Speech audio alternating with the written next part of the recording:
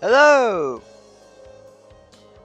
Hello! It has been a few days since you've last heard my voice. Unless you've watched stuff back, then you have heard my voice more recently. But ladies and gentlemen, it's been a couple days since my last stream. I know, I apologize. I just needed to take a couple days for myself, I guess, or I don't know, I don't know how to explain it, but I did take a short break. And also, I'm just realizing that something now is missing. I don't know where it is. Shit. Where the fuck did it go? Uh-oh. Well, that's gonna be a pain in the ass to find later. Alright. That's always great. It's always great, Gooser. But welcome back. We are back with some more Doki Doki World of Dreams. Act 2. And a few days ago, it was announced that that World of Dreams Act 3 is now under development. Let's go. This is a big W. This is a win. That's for sure. World of Dreams Act 2 is now under production. World Act 3 is now under production. And I'm super fucking pumped about that. But before we get to any close to World of Dreams Act 3, we gotta finish Act 2 first. And that's what we're gonna do. In the last episode, did I not save? I didn't. Oh, shit. Wait, where did we end episode? It was right after the nightmare, wasn't it? Alright, we have to skip ahead all the way to the nightmare. I forgot to save. As this is skipping ahead, I just want to say that I hope you guys are all doing well. Hope everybody's having a great Thursday. So we have to go to the... Jesus Christ, the nightmare. Where's the nightmare? Where's the nightmare? Where's the nightmare? This long talk with Ye. Talk with Mori. The nightmare.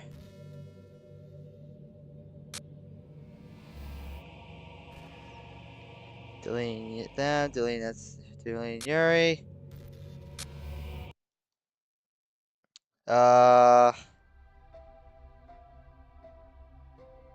Okay, I think this is it. We were saying to Yuri. I think Natsuki was just offering to make us some tea. I think. This won't be a long stream. Tomorrow's stream is going to be a Friday Night Funkin' mod stream because, Friday Night Funkin'. On a Friday. That's how it goes. And yeah. Maybe it'll help you calm down a bit.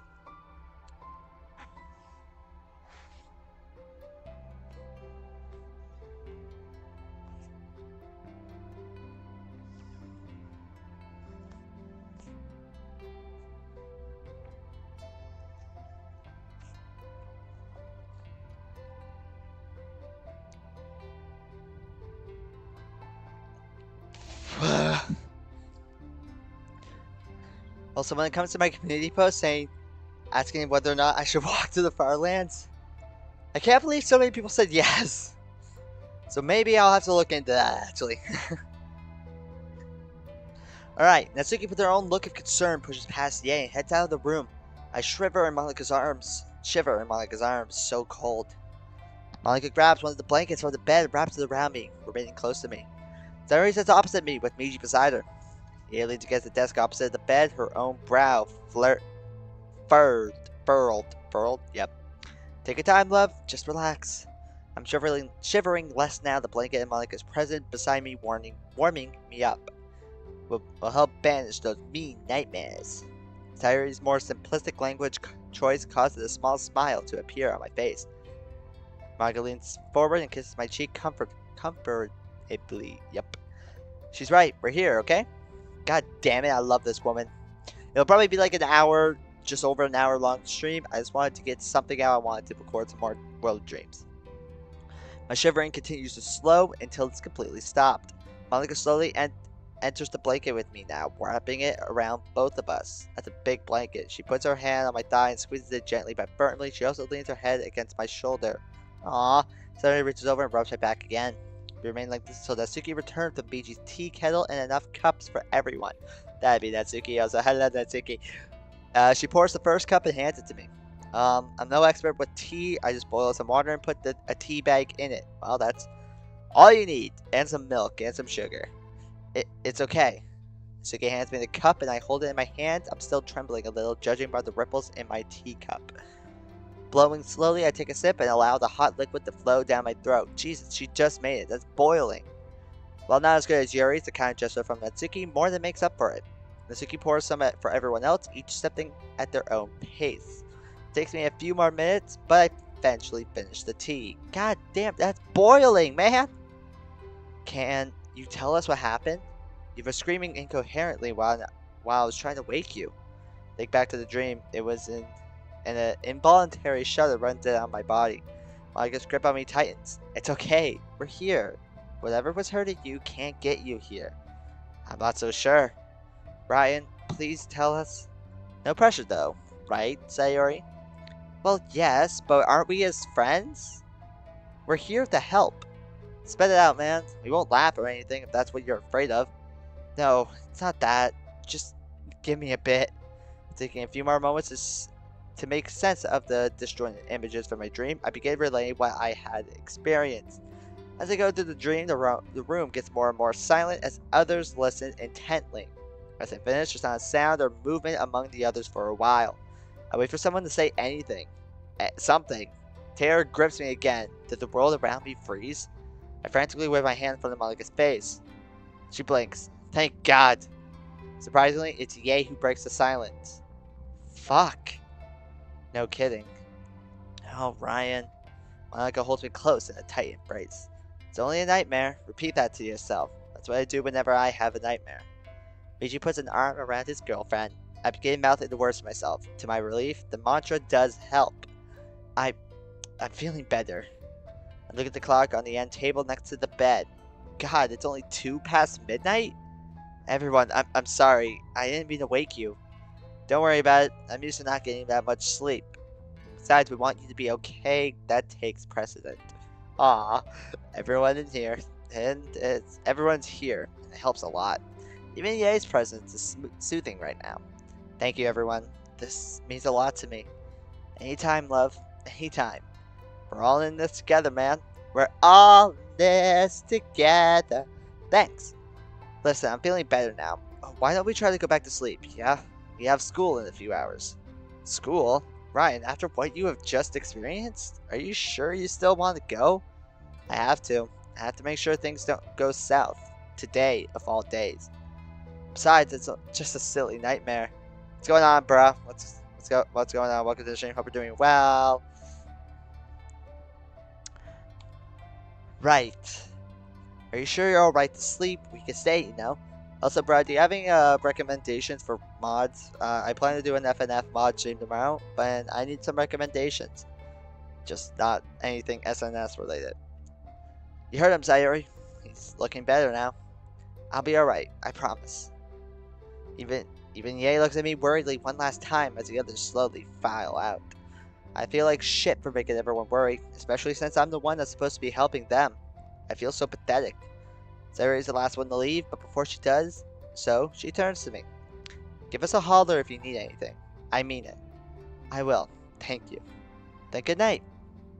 She closes the door behind her, leaving me and Monica alone. When Monica moves to turn off the light, I grab her hand.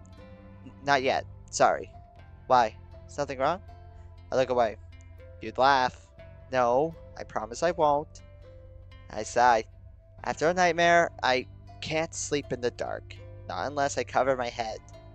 Aw. Aw. Monica's reassuring smile warms my heart as she moves back to my side. Okay, love. I'll leave it on. She wraps her arms around me and, to my surprise, holds my head against her chest. She strokes my hair gently. Just relax. I'm here. I'm not going anywhere. I won't leave you. Aww. I don't understand how our empathy stack could be going down. Could Can me being here be preventing it from falling further? Maybe. I take a deep breath. Her warm embrace helps my mind calm down as I close my eyes. After about 10 minutes, I look up at her. You can turn off the light now. I'm feeling better. Without saying a word, she reaches over and turns the light off. I close my eyes again and Malika holds me closer to her chest, hands gently running through my hair. She begins humming a song to me. I haven't heard that melody before, but it's relaxing. While she's continuing to hum, I feel her grip on me slightly tighten. This girl is a lot stronger than she looks, and I don't mean just physically. I start drifting off. That's sweet. I feel warmth and a rather relaxed heartbeat. I then realize that Malika never let go of me all night, her hand gently resting atop my head. The sensation is lovely. She's breathing softly, mouth slightly open in the cutest way. I gently untangle myself from her grasp and stand. The clock next to me says 6:16 a.m. Quietly, I search for pen and paper, leaving Monica a little note just in case she wakes up when I'm not around. Leaving a note on the bed where I just was, I head to take a shower. When I leave the bathroom after a nice long shower, Monica is already awake and waiting for me. Good morning, love. Morning to you too. How are you feeling? Much better than last night, that's for sure. You? I'm doing fine today. Fine is not. No, fine don't mean shit. Fine mean good. Oh god, is she blushing? I want to thank you for what you did last night. It really helped. I've read that guys like it when their girlfriends do that, so I decided to try. I chuckle a bit. Well, it definitely helped. I feel better. The door to Sayori and Michi's room opens just then, and sleepy Sayori comes out, rubbing her eyes. Ugh, what did I miss? Brian, are you feeling okay now? I nod as Michi too comes out, looking about the same as he had the day before. Oh, good. I was worried, you know? She really was. She was talking a kilometer a minute for a while until I told her to calm down. I shake my head and pat Sayori's head playfully. I'll be fine, I promise. I'm holding you to that, you know? Just then we hear a knock at the Chizu's door. Oh, could that be Mori? She's early. We all freeze, remembering what happened yesterday with Yuri. Malika springs into action, running out towards the door. The three of us trapped in the space classroom wait anxiously. Eventually, Malika comes back, Mori in tow. It's okay, it's just Mori. Sorry for being early. I wasn't really able to sleep last night, so I decided to come here early. That's okay. Did anything happen last night? Anything worth reporting? Nothing too. Ryan had a nightmare. I should have glanced at the now worried Mori. A nightmare? Yeah, just a nightmare. If you say so. I hope no one was hoping to cook breakfast because I stopped by McDonald's. What's up, Smoke? It's good to see you, man. Welcome to the stream, buddy. Hope you're doing well. You came by just as Mori stopped by to get some McDonald's. McDonald's sauce. Oh my god, now out at your local McDonald's. McDonald's sauce. Try the new sweet chili McDonald's sauce. Now out now. Bro, I heard that advertisement so much. Mori's tilt is a nightmare? Yeah. Yeah, it is. I stopped by McDonald's to grab some breakfast on the way here. She holds up a couple large handled plastic bags, one of them slightly wet from rain. McDonald's? Wicked! How bad is it out there today? Mori shakes her head. It's bad. Worse than any day this week. Well, thank you for going through the trouble. I appreciate it. We all do, alright? Right? Brr. I've done nothing today except for play Roblox and try to get like some of the hunt stuff done. So, even though I had a good sleep, I'm a little raw. The others nod appreciatively. Ah, well, I did burn dinner last night. No one's gonna blame me for that, you know? I smelled fried breakfasty goodness. Asuki looks around and spots the McDonald's bags. Hey, I haven't had a wick muffin in ages. I didn't know what everyone here likes, so I got a bit of everything. Except for you, Monica. I got the Wick breakfast platter without bacon. Thank you very much. I appreciate it. What am I smelling? Mori holds up one of the bags. Oh, thank you. You're welcome. Let's take this to the dining room. Grabbing the bags, I head into the dining room, everyone following behind me. Once there, I empty all the bags and place the breakfast sandwiches on the table. Don't be shy, take what you want. I bought plenty. And with that, everyone begins grabbing the meals they want. I set Monica's aside for her at a normal place, at her normal place, while I go grab plates. You don't need plates. It's fast food breakfast. What are you gonna do with the plates? Just set your sandwich on the wrapper. You know what we got in New Brunswick? Popeyes. And let me tell you, Popeyes, pretty good. That doesn't now. I whenever I go to a chicken place, I usually go. Yeah, that is a king's dining table. You will. It happened in one of the past streams. I have no idea what fucking episode it was, but it's one of them. Uh, but Popeyes, pretty good, I must say. Now, when it goes to a chicken place, I usually go for the chicken sandwich. Now, the question is Popeyes better than a McChicken? I don't know. It depends on how I'm feeling. The chicken slice is very thick, but if I'm feeling alright, I don't know, I might be feeling if like I can usually get like 3 junior chickens for the price of a single chicken sandwich at Popeyes, and junior chickens go hard. I won't lie. But anyway, why are we getting plates for fast food? Like, I feel like that's just embarrassing. Like, if somebody gave me a plate for fast food, I would be like, see, I'm a McChicken fan. I don't know. McChickens kind of just go hard. I can't lie. And here's the thing, junior chickens are spicy. I don't give a fuck what anybody says. Junior chickens are spicy. Um, and grab 2 small wick muffins. I don't know, like, I don't get breakfast from McDonald's. If I do, I'll get the hot cakes because their breakfast sandwiches are so dry. I don't know. You need to have sauce on there, man. I can't. Like, get some ranch on there. Yeah, I love ranch. What's going on, SNS? Welcome to the stream, man. Hope you're doing well. Seeing them brings back the memory of my first day in this world. Back then, I realized I was just living in the fantasy that every DDLC fan had, trying to help the Dokis. I guess the reality hadn't set in then. Unwrapping the sandwich, I stare at it for a while. I want to go home. Damn, the novelty of living in this nerdy fantasy is starting to wear off. I miss my parents. I miss being at my job, even if it was hard. I miss my own college. This world, it's too much for me right now. I must have been staring. Worcester sauce better.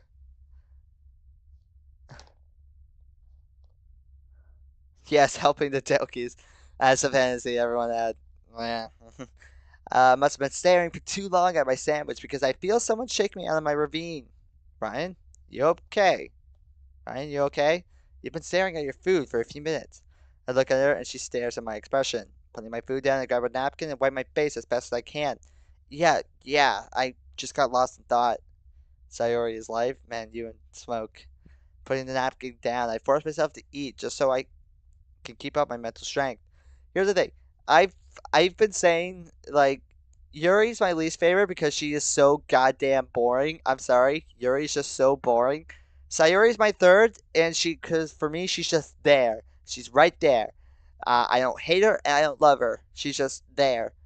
Monica is my second because she's amazing, and literally I know she went crazy in the main game, but like all Monica wanted was somebody to love. And if you really think about it, Your Reality is one of the saddest songs there is, man. And Natsuki's the best. He really just said that, hey, I don't love her, but I don't hate her. She's just there. I'm sorry. I want to like that. I want to like Sayori more. But I like her more than I hate her. There's really not a part of me that hates her. God damn it, guys. There's not a part of me that really hates Sayuri. Unsubscribe. Fuck. Despite my current state, the food is delicious, and I hungrily finished the first sandwich, quickly opening another. I can't focus on my past life right now. I'm still stuck here, and there's nothing I could do about it. One problem at a time, I think. Halfway through my second sandwich, Monica reaches over again. Yeah, right. Yeah, no, it's fine. Hey there, slow down. You don't want to choke. Besides, it's early. Take your time, okay? I nod and continue eating, this time making myself slow down. Now, man, you gotta brush through that shit. I'm gonna sound super Canadian here, but you know what the best place has best breakfast stuff? Tim Hortons. Oh my god, Tim Hortons, they make a killer farmer's wrap, bro. I don't go there anymore because the farmer's wrap brings back memories. I always used to get it when I was blah, blah. But back in very many months ago, when I used to get a farmer's wrap pretty much every morning, farmer's wrap were great. Canadians have bad taste. God damn it. Finally, I finish and look around. Everyone's still eating, most nearly finished. There are a handful of sandwiches left, as a few hash browns. You'd say Tim. Hey, I haven't had Tim's in months, like many months. That and Subway. I'll go back to Tim's one day, but I will never go back to Subway. Go to Indonesia and have a taste of good sandwiches. I would like to. If there's any place I want to go for food, it's Italy. Pasta, hop, hop, hop, hop, hop, hop, hop, hop, hop, hop. Or China or Japan because ramen, hop, hop, hop, hop, hop. Everyone is still eating. Most nearly finished. There are a handful of sandwiches left. A few hash browns. Hash browns are overrated. I don't care what anybody says. They're alright, but like everybody, no, not my first go-to. Still a bit peckish. I grab a small hash brown and nibble on it. The thoughts from before slowly returning. It's true. I'm starting to miss home. I wonder again if my parents are looking for me back home. That's not gonna help you. That'll make your thoughts go crazy. I also worry about how much time might have passed in the real world compared to time here. Maybe it's like how time passes in DDLC compared to the real world. Maybe only a few hours have gone by. If that's so, they're still on the second honeymoon in Hawaii and won't be home for a while more. Or maybe nearly 2 weeks have gone by and they've come home to find the house empty and me gone. I shudder a bit at the thought and my mind starts racing in fear again. No. Why am I thinking about this now? No, focus. I shake my head a bit and finish eating the hash brown before putting the wrapper down. Yeah, really, bro's really having an existential crisis while eating fast food. I take a little bottle of orange juice and sip at it while the others finish their meals. Breakfast has gone on in silence all this time. As breakfast begins winding down, my brain goes into overdrive, going over potential scenarios to any plan I could think of. Maybe it's just my current jaded mood about everything, but anything I come up with doesn't seem to end up well. A thought then occurs to me. Yuri was at school on the final day of Act 2 in the original game, so it's likely she'll be at school. Oh, is this the final day? Was this the final day? A sudden shake of my shoulder jolts me out of my thoughts. Sup? Looking over, I see that Monica is looking at me again. This time, not so sure. Everyone, even Ye, is looking at me. Yeah, Honkai Star Rail updated. That's what Will was telling me. I need to get back into it. I'm sadly getting burned out, but I need to play it. This time, it's not just her. Everyone, even Ye, is looking at me. So I'm gonna do that tonight. I'm gonna play it tonight. Did I do something wrong?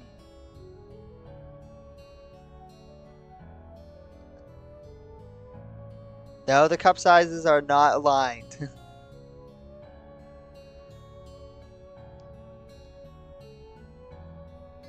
You're making faces at nothing. You okay, sweetie? Get right there and take another gulp of juice before sliding the nearby empty bottle down. Right, I was just thinking about today and what we should do. But we're gonna do that right now after we clean up in here. Natsuki's is perfect. I don't care what anybody says. And Mori's is closer to perfect, actually. Oh, right. In my own current state of mind, I almost forgot that I have help and lots of it. Is everyone pretty much done? Looking around to the Natsuki and Yae are the only ones not quite finished. Natsuki is still eating like she's never gonna have another meal, and Yae is just nibbling on her sandwich. Well, should we start now or wait?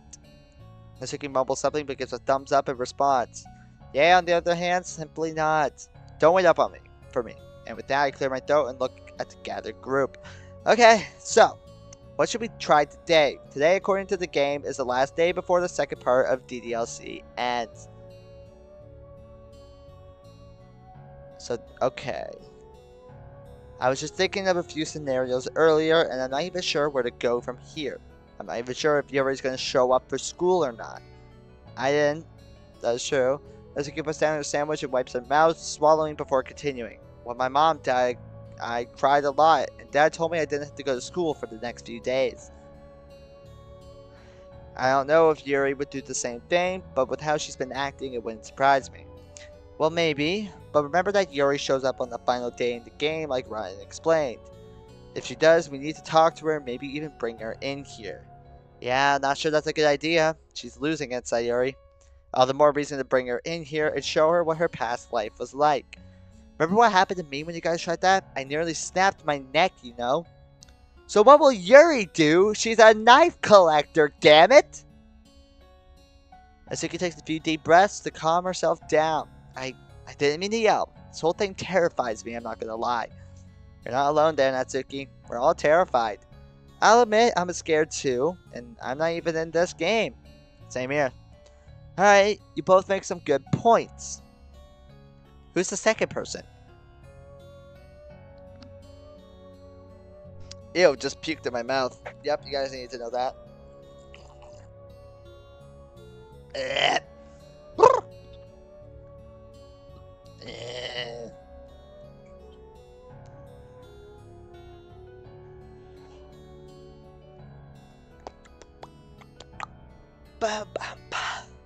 Lovely.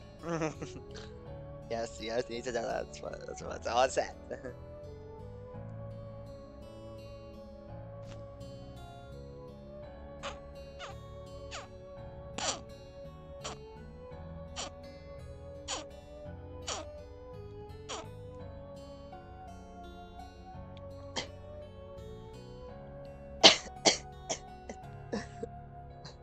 You heard those noises I was just making. Don't worry about it.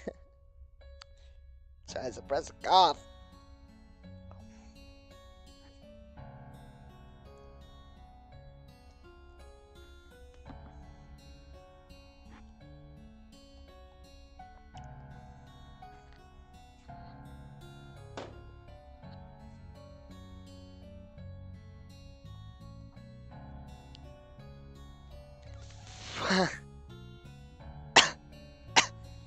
For some reason, this friggin' vape attacks back of my throat. Don't vape. I need a boo. Clear my throat. I continue. That's what I was doing. I was clearing my throat. I say, we try and come up with plans for both scenarios. We shouldn't forget about Kotonoha. Mori almost spits the name out angrily. Oh, we shouldn't forget about Kotonoha. Yeah, there's her too. Thoughts. The room falls silent as everyone begins thinking. Mori, didn't Yuri give you her number one day in one of the days at the club room? She did? Yeah, why? Thinking there's a bigger chance she might talk to you over the phone if she doesn't show up at school today. She hates the rest of us, certainly, for various reasons. No, most of us for the same reason. I wouldn't say she hates you guys. No, yeah. No, I'm pretty sure that's accurate. But Mori, if you're okay with it, calling Yuri if she doesn't show up, or at least texting her would be helpful. Of course, anything I can do to help. But what if Yuri does show up? Do you want me to try talking to her? That would probably be a good idea. In fact, if she doesn't show up, Monika's idea about you contacting her is a good idea. Just be gentle with her regardless. I know, I will be. What about Kotonoha? I shake my head. She's to be avoided as best as possible. Don't try to provoke her if you encounter her. If she approaches you, just be polite if at all possible. I give Natsuki a sideways glance. Fine! Our priority today should be Yuri. I just hope she'll be receptive enough. Should I ask my gang, I guess, to keep an eye out for her? I shake my head again. Like I said earlier, I don't think that's a good idea. Thinking of her gang, I give Yay my full attention now. Yes? Kawahashi, when was the last time you saw anyone from your group? She stiffens. Not for a while. Tuesday, really. Won't they be suspicious? No, I texted Karori on Wednesday and told him that I was taking a break for a while. Who's Karori? Tatsukumo Kaori. She's my second in command. Remember the son? No one would dare approach me when they say I'm on break. And what about the rest of us, especially your so-called second in command? Kaori will be fine. Okay, that's enough. Natsuki has a good point though, Kawahashi. Can't be sure that your group won't try anything with us. They did it on Wednesday and yesterday, did they? And I told them that you were under my protection now. Not my point. We can't take that kind of chance. I can feel it. We'll see. What more do you want me to do? Text her and say, hey, by the way, the people I'm hanging with are now trying to save the world, so don't bother us? I'm sure she'll believe that. Her crossed arms begin to ball into fists. No, of course not. All I'm saying is we need to keep an eye out. It's very possible we might run into some new snags. That seems to be the case this time around anyway. Okay, you have a point. How annoying. Yeah. Be vigilant, not a vigilante. Huh, vigilante like the next mod that we're going to play after this. Vigilante, haha. There's a sneak peek. It's the one that has the really cool Monica skin. Where did you hear that? I just thought of it. Take her on the vice then. I shake my head and am about to apologize to him again when he stops me. I'm kidding. I know you promised to be careful with my body, and I'm holding you to that. Speaking of, are you feeling any better today? Miji shrugs. My voice is still half gone, but I feel a bit better. That's good. Is there anything else you feel like we should address, Ryan? All eyes fall on me. I lean back and think. All I can really think of is what I already mentioned. Keep a sharp eye out for anything. I'll try my best to. I stand. If anyone has anything to say, might as well say it now. We've all got to get to school soon. A few moments of silence pass as the others consider. One by one, they all remember that they can't think of anything we might have missed. Great, then let's get going. As everyone begins gathering up their garbage from the table. Eventually, we're all out in the space classroom. Natsuki looks over at Sayori, who's busy near the desktop. Sayori, are you going to be okay in here all alone all day? Huh? Oh, you don't have to worry about me. I'll be fine. Well, here, take these for food. Mori comes over with the remaining McDonald's bag and sets it on the table in front of the couch. Text one of us if anything shows up on your end, alright? With a smile, Sayori ushers us quickly towards the door. Just go. I promise I'll be okay. The other girls go, leaving me, Sayori, and Miji. Monica is waiting outside for me. Before we step out, Sayori comes over to Miji, practically throws her arms around him and kisses him hard. Caught off guard, Miji almost falls back out of the classroom, but he stops himself just in time. He wraps his arms around her waist and kisses back. Oh, y'all jealous of MC right now? Don't hide it. Y'all jealous. Monica then exchanges a small smile as the two lovers slowly pull apart. Please stay safe out there, okay? Not up to me, remember? I was talking to all of you. Sayori looks at the three of us. Keep each other safe. We will. I promise. She finally completed Let's Go with Miji and backs away. See you later today, then. We'll be back home before you know it, Sayo. After a moment, she urges us both towards the door. Stop playing this fun. I don't like it. Well, Friday or no Friday, you can't be late for school. Alright, we're going. Very poorly written.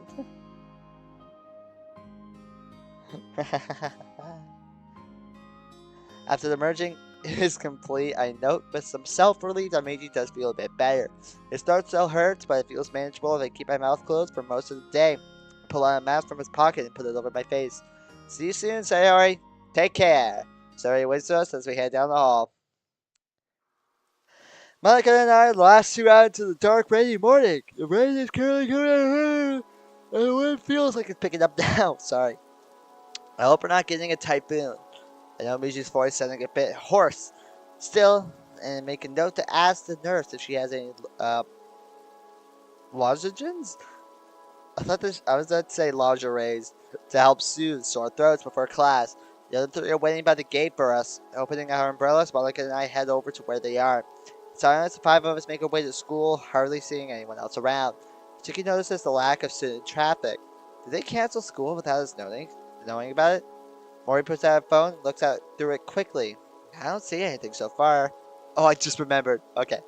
The weather forecast doesn't say anything about a major storm or anything like that.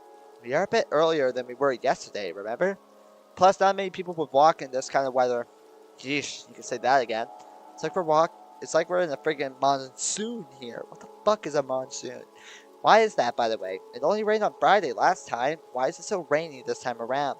And don't tell me I'm the only one freaked out by this small detail. Your guess is as good as mine. I know we had this brief break in the class before the fight you two had, but other than that, it's been constant rain. It's weird though, and I was expecting it to be nice today. You wouldn't be the only one. The five of us fall into silence. Not that I said much of anything since retaking control of Miji's body. I don't want to speak unless it's absolutely necessary. We walked the rest of the way in silence, and the first sign of another student, I started moving back from the girls. No doubt that the rumor mill is still in overdrive, but I don't want to give them any more fuel for the fire. Monica gives me a small glance as I disconnect from the girls, but I just nod and smile a bit under my mask.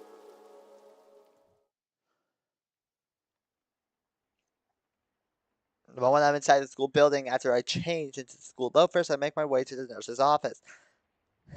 Hello, nurse. Hey, my name is Ryan. Um, I know you might be just a little bit older, just a little bit.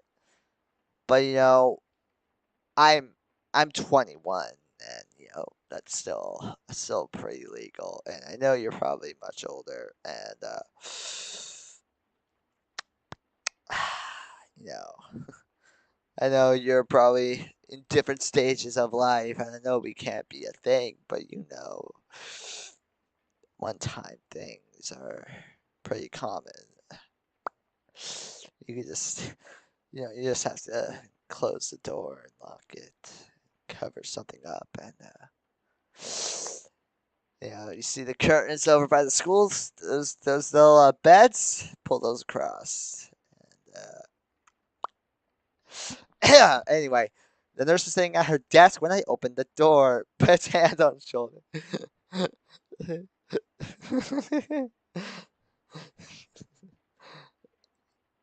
She looks up at me when I walk in. She recognizes me instantly. Chizu-san, is there anything wrong? I clear my throat a bit, which hurts slightly. You have... It's been a long boy day. You have anything I can suck on for a sore throat? Lift up your shirt. She hands me a bag she grabbed from the shelf. Here, these should help soothe the pain. If I'd known, I'd have gotten to these to you yesterday. Yesterday, my throat wasn't the priority. Haha, you got that right. Take the bag from her. I'm wrapping one of the small candy-shaped longer ones. Monsoons are massive storms that can flood streets. That makes sense. I should probably have known that. I love weather, so I probably should have known that. She's so charitable and kind. I know, she's so cool. Man, how many people have I simped over? Niku from Hotline 024, Jesus from The Walking Dead, this chick, Natsuki, March 7th. Not a lot. Monica, I put the rest in Michi's school bag. I put the peanuts in my mouth. I put the peanuts. Well, there's a few. If you feel any worse throughout the day, come my way and rest. Doctor's orders, got it? Oh, fucking, you don't need to tell me twice. Off to class with you now. Oh, no. Please? Without further ado, I head back out to my class. Classroom is still pretty empty at this point, but I do see a couple of familiar faces. Mori is already there, organizing her school books on her desk. Sup, Kozu? And she's dominant? Man. In the desk behind Miji says Kozu, head on her desk and arms wrapped around her head to keep out the stray sunlight. Quietly approach, hitting Miji's bag from the hook and sit down. Despite my best efforts, this startles Kozu. Huh? Oh, hey there, Ryan. Put a hand in my face and lower my voice to a whisper. Not in public. I'm Miji now, remember? Oh, right. No, she looks a bit tired and her eyes are a bit bloodshot. Looks like she's been crying? No, Kozu, don't be crying. Man! Quickly lower my voice and whisper, You okay? She zips a bit, but then slowly nods. It's nothing. Kozu? Ye approached me a little while ago. She was saying stuff like, I'm sorry for having my gang push you around on Monday, and I'm sorry about dismissing your cosplaying, and claiming she wanted to come support me in a cosplay contest. She's taking now completely angry. What does she think a simple apology is going to be enough? After all the shit she put me through? Not to mention all the shit she put you and everyone else in the school through. Kozu? Looking at Mori, I see she's carrying a small McDonald's bag, but she starts to sit down on Kozu's desk. Kozu pushes it away. No, I'm fine today. I brought an origini on the way to school today. Well, if you're sure. What's going on? You're sounding pretty loud over here. Oh, was I? Kozu looked around and noticed a few other students in the class are looking over at her. Oh, my bad. It was nothing. Apparently Ye tried to apologize to her just now. Mori sighs. I told her that was a bad idea. Timing and all that. Kozu, I'm so sorry. Damn it, I can't help but feel like this is my fault, telling Ye last night to keep trying. But at least she's putting in the effort. I just hope Kozu can see that in the future like I did. Forget it, it's fine. She still pisses me off, that's all. Understandable, just promise me you won't go looking for trouble with her or any of her gang today. Not unless they come to me, but I promise. Thanks, and take this anyway. Mori puts the fast food bag on the desk. Alright, I appreciate it. I'm really starting to like Kozu as a character, and Mori, honestly. They're really starting to win me over. Of course. So what's the plan for today? She did the tilt. She wants to intimidate Kozu. So what's the plan for today? I know you told us Yoshika's mom passed last night suddenly. I'm about to reply, but Mori holds up her hand. Miji, don't talk. Where's your voice, remember? What? What's wrong with his voice? He's losing it. He's losing it, man! I can tell you the plan for today. Mori quickly goes over everything we outlined earlier at breakfast. Kozu listens carefully, then nods as Mori finishes. I'll do my best to help keep an eye out. Thanks. Mori returns to her seat and continues to prepare for the day. I'm so sorry. I turn around and stare at the window, still sucking on the lozenge. After a while, I hear the sound of a paper bag being opened. It's Mercury bit. She just couldn't resist, could she? The minutes roll by, but to my surprise, hardly anyone else shows up for class. By the time the teacher comes in, less than half the desks are filled up. Unfazed, the teacher just begins class. Outside, the wind seems to have picked up a little bit more. PG, is this normal? I was just gonna say something about that. No, it isn't. That's not a good sign. What's wrong with his voice? He's crazy. You think Yuri will be home too? It's looking more and more likely now. I feel Michi's body start to feel a bit sluggish. You doing alright, man? Yeah, this sometimes happens when I'm sick. Just try to power through. Understood. The teacher starts class, and unlike the last week, I once more zoned out. My mind focused on other things.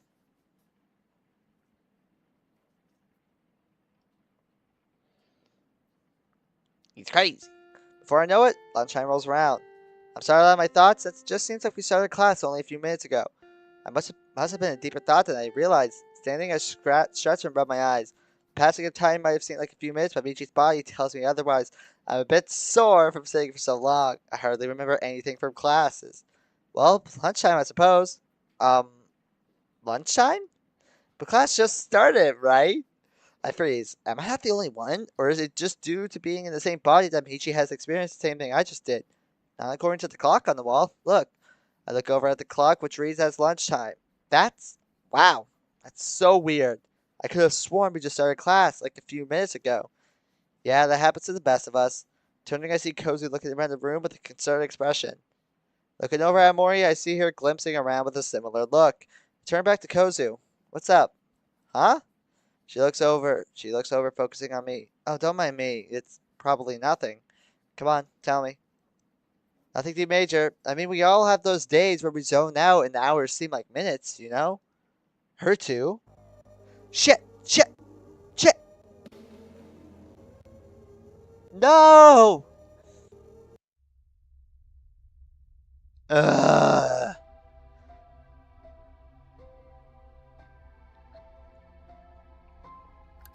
Are you guys able to pick up what's happening? Because it's pretty sick what's going on right now.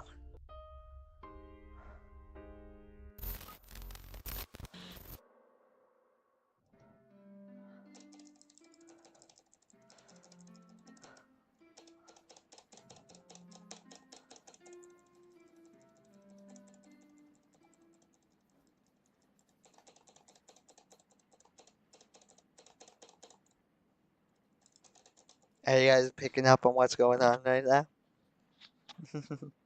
It's pretty sick.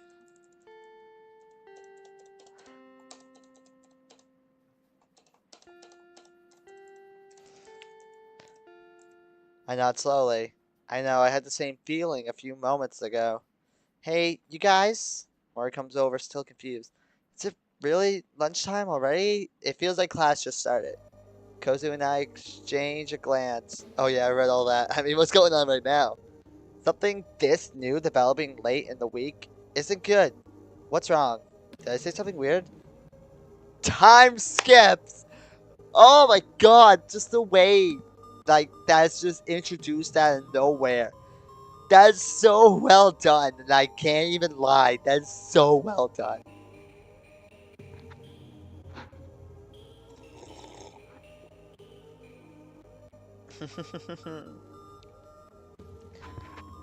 Oh my god, that is so well done.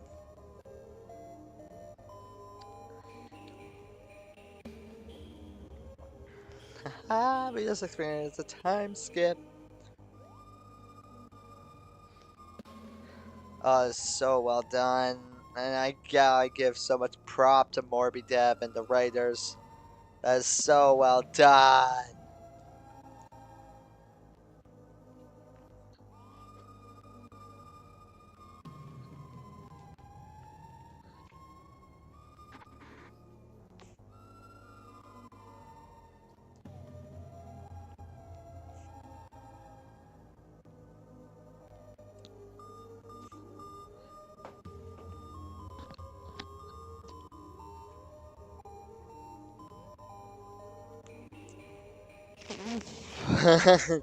Bro literally just napped and called it a time skip.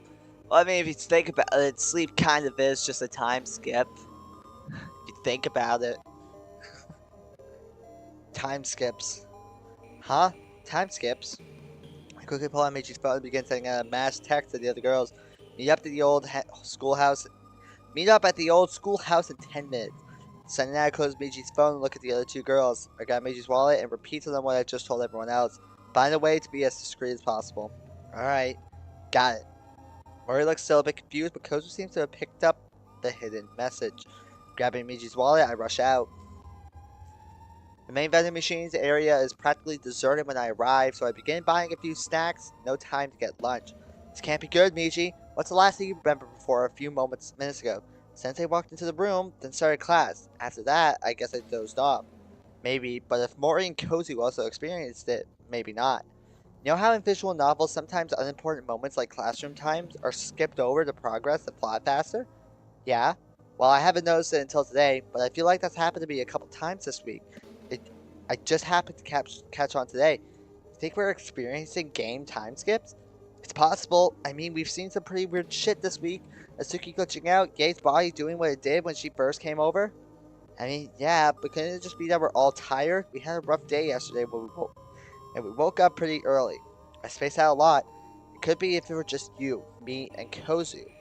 I could see her being more preoccupied and spacing out like us.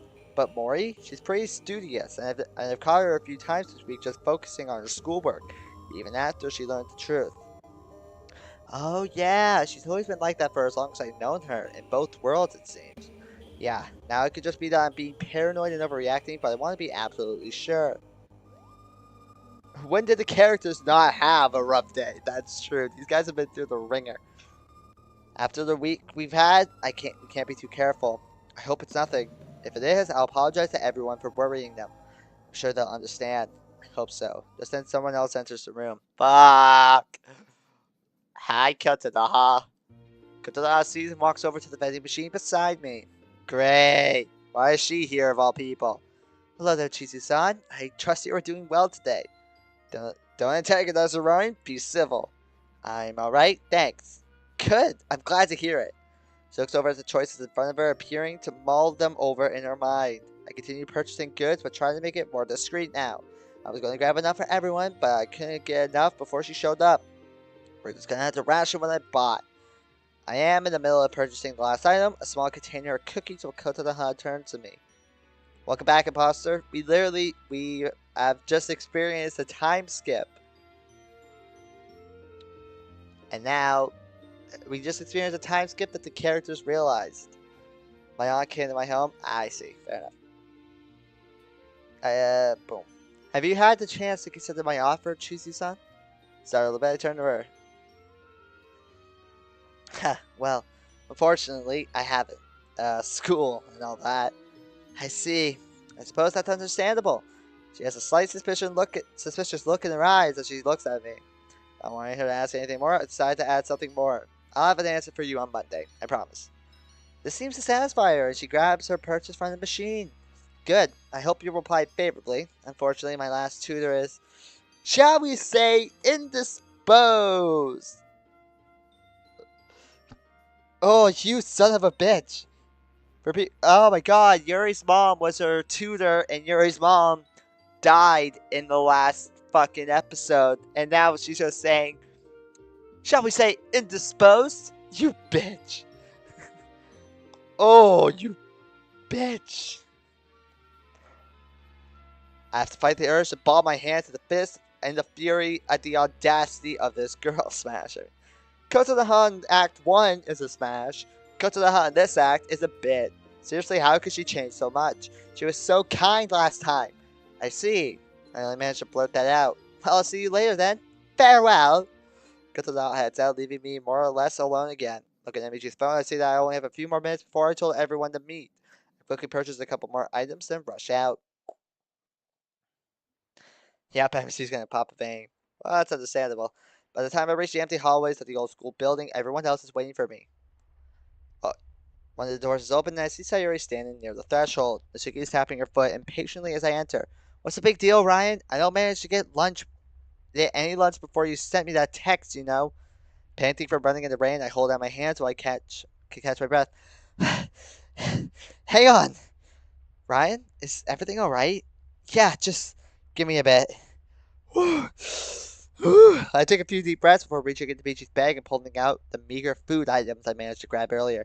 Here, I'm sorry I couldn't buy more, but I had to run in with Kotodaha in the vending machine room. What was she doing in the vending machine area? Just buying something, I suppose, but she dragged it out. I relayed the conversation as it happened, handing out snacks to everyone as equally as I can. That girl! Mori, calm down. That's not why I called you all here. Well, spit it out then. Did something happen? Leaning against the wall and shrugged slowly.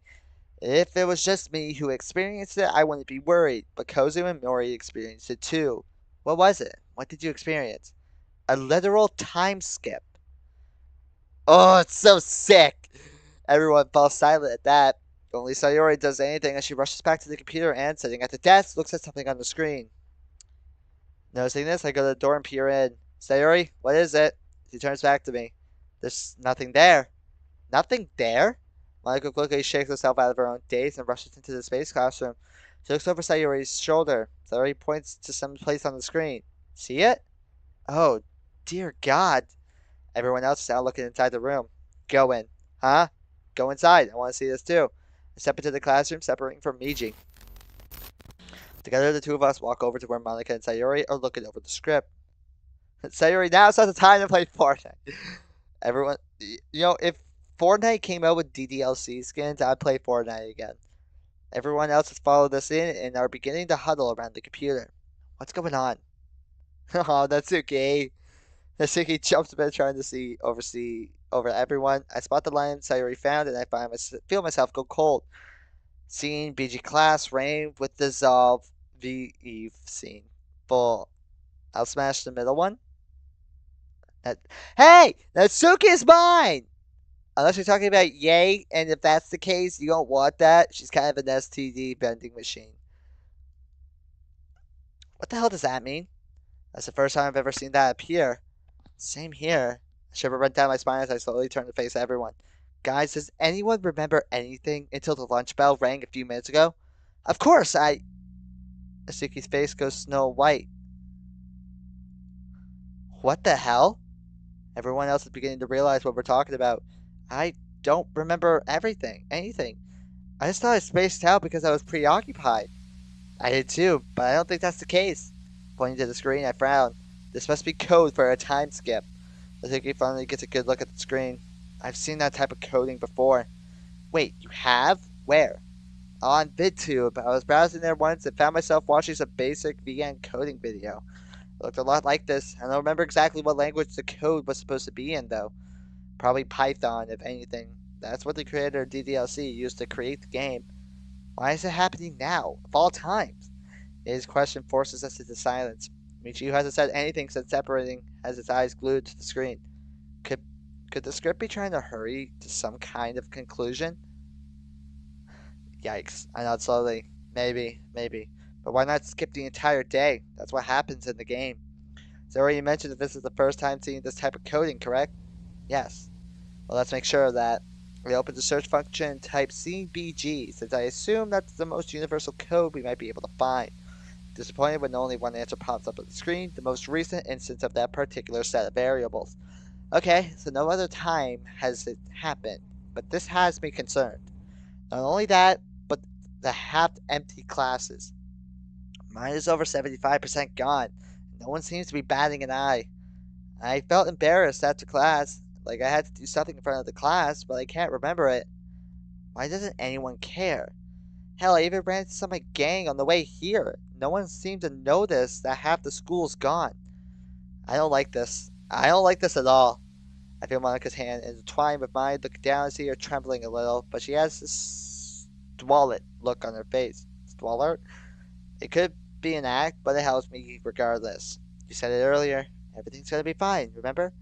The absolute trust in her eyes. It's enough to make my own tensions increase by a little bit. I don't know if this is relevant or not, but I stopped by the nurse's office earlier. She apparently didn't come in. Whoa. No! No, not the nurse! No! Not the nurse! My heart stops. Repeat that? Now. Mori, startled, clears her throat. The nurse apparently didn't come in? I was going to grab something for your throat, Miji, but she wasn't there. The teacher said she hadn't come in. Oh, oh, this is sick! Oh my god, that's sick! I forgot. Oh my god, this is amazing! This is amazing! No! Oh my god, the tension! Miji reaches into his pocket and pulls out the handful of throat thing the nurse handed to us mere hours earlier. That's impossible! I just saw her today! I went to go get those so I can help soothe Miji's throat! Everyone goes silent at this. First, the quick passing of time, then the nurse disappearing when she apparently was just here. What the fuck is going on? I admit I'm not the biggest gamer out there. I don't know anything about visual novels, to be honest, but do you guys think that she was, deleted? Oh, oh, oh, oh, yikes. Where did Kozu come from? That's a good question.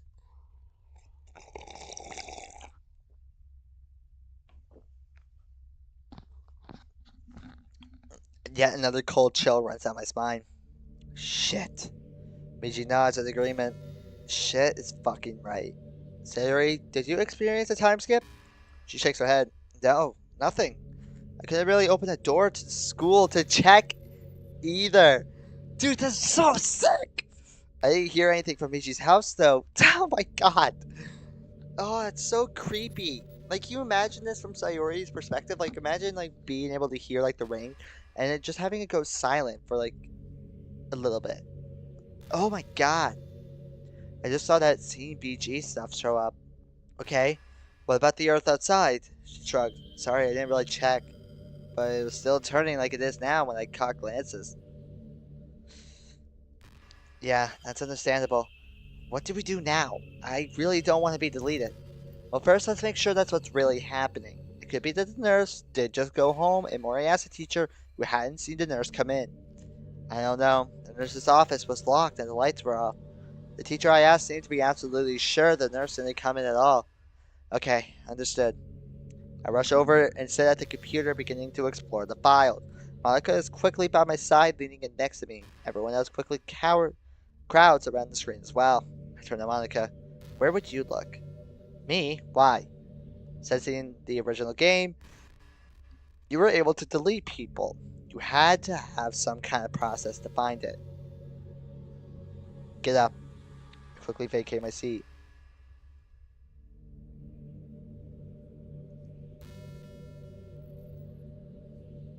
Hold on.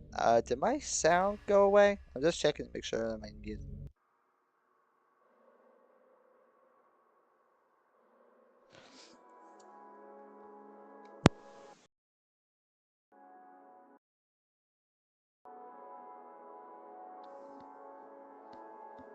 Now I just turned down my volume a whole shit ton. Can you guys hear me?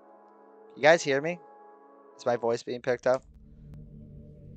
Yeah, okay, we're good. How much fucking... Why is this... Why is this taking up 25 fucking... Hold on one second. Exit out of that. You guys are getting welcome to the void for a second.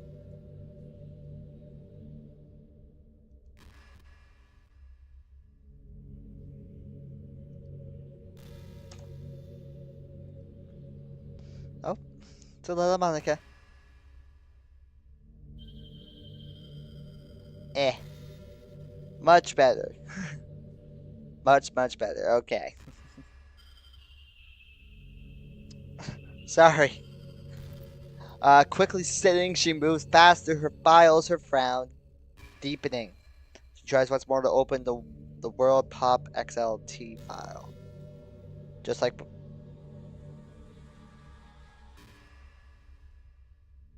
What happened with SNS? Pretty much with SNS, people kept requesting SNS mods when I have made it greatly known that I really do not enjoy SNS mods, and I just don't want to do an SNS mod every fucking Friday Night Funkin' mod stream. So I said, please just do not continuously request SNS mods. I'll do them every once in a while, but not every goddamn stream.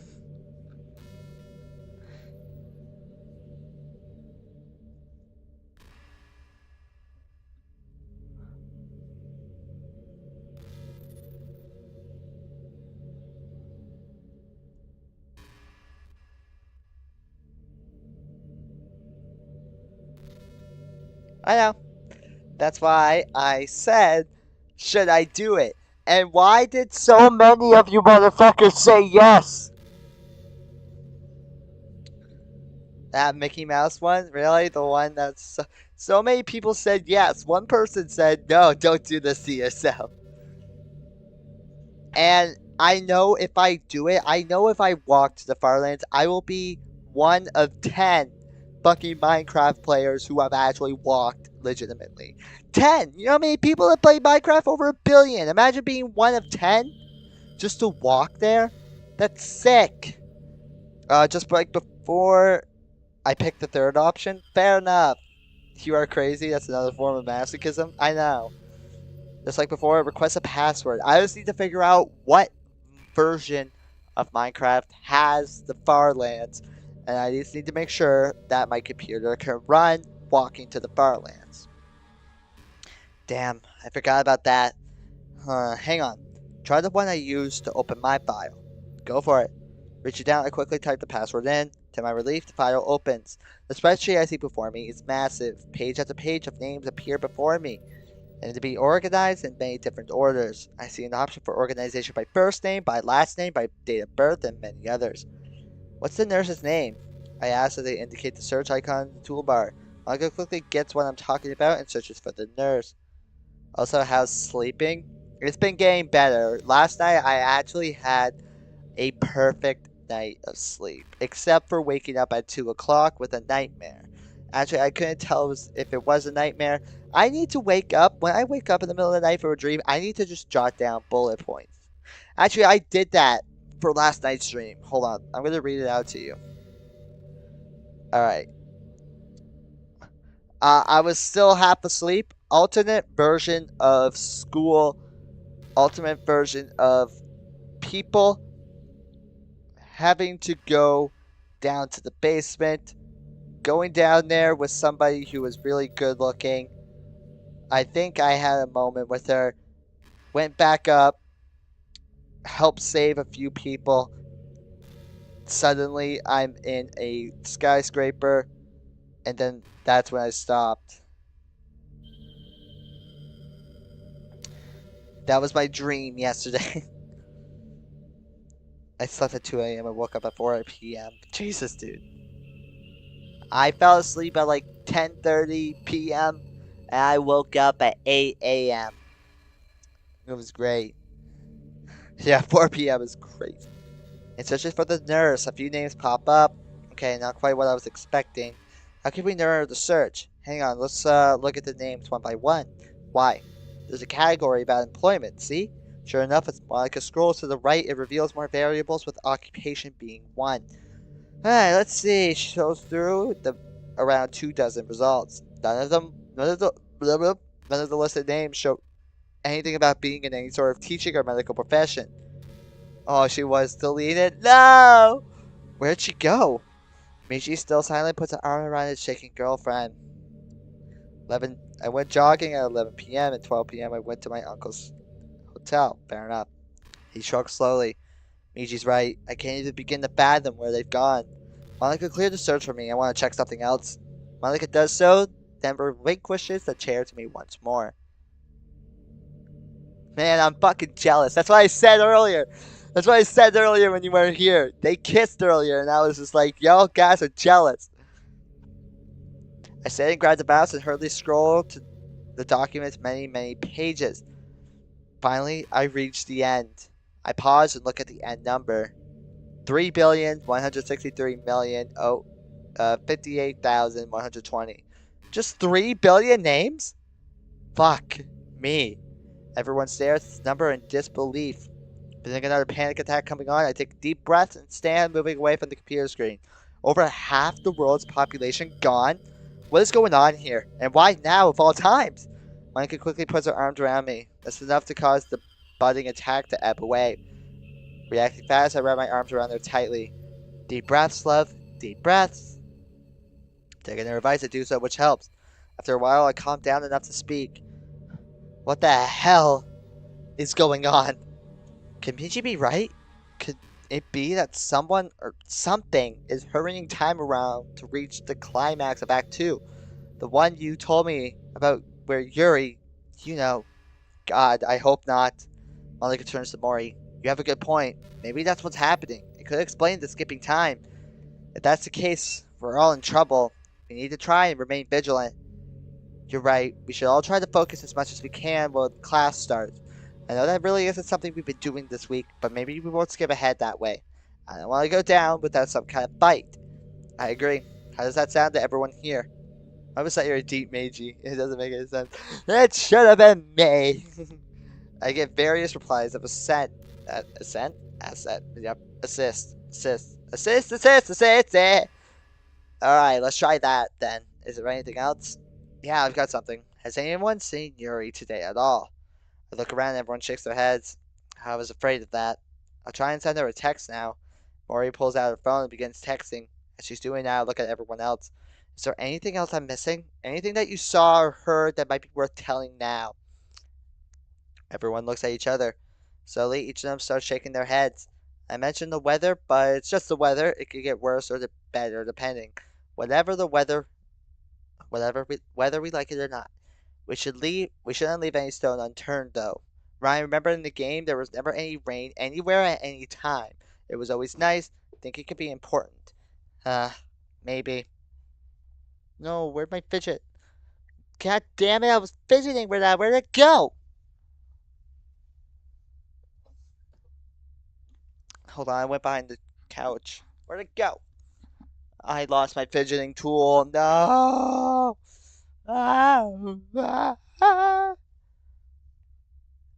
Lost my fidgeting tool.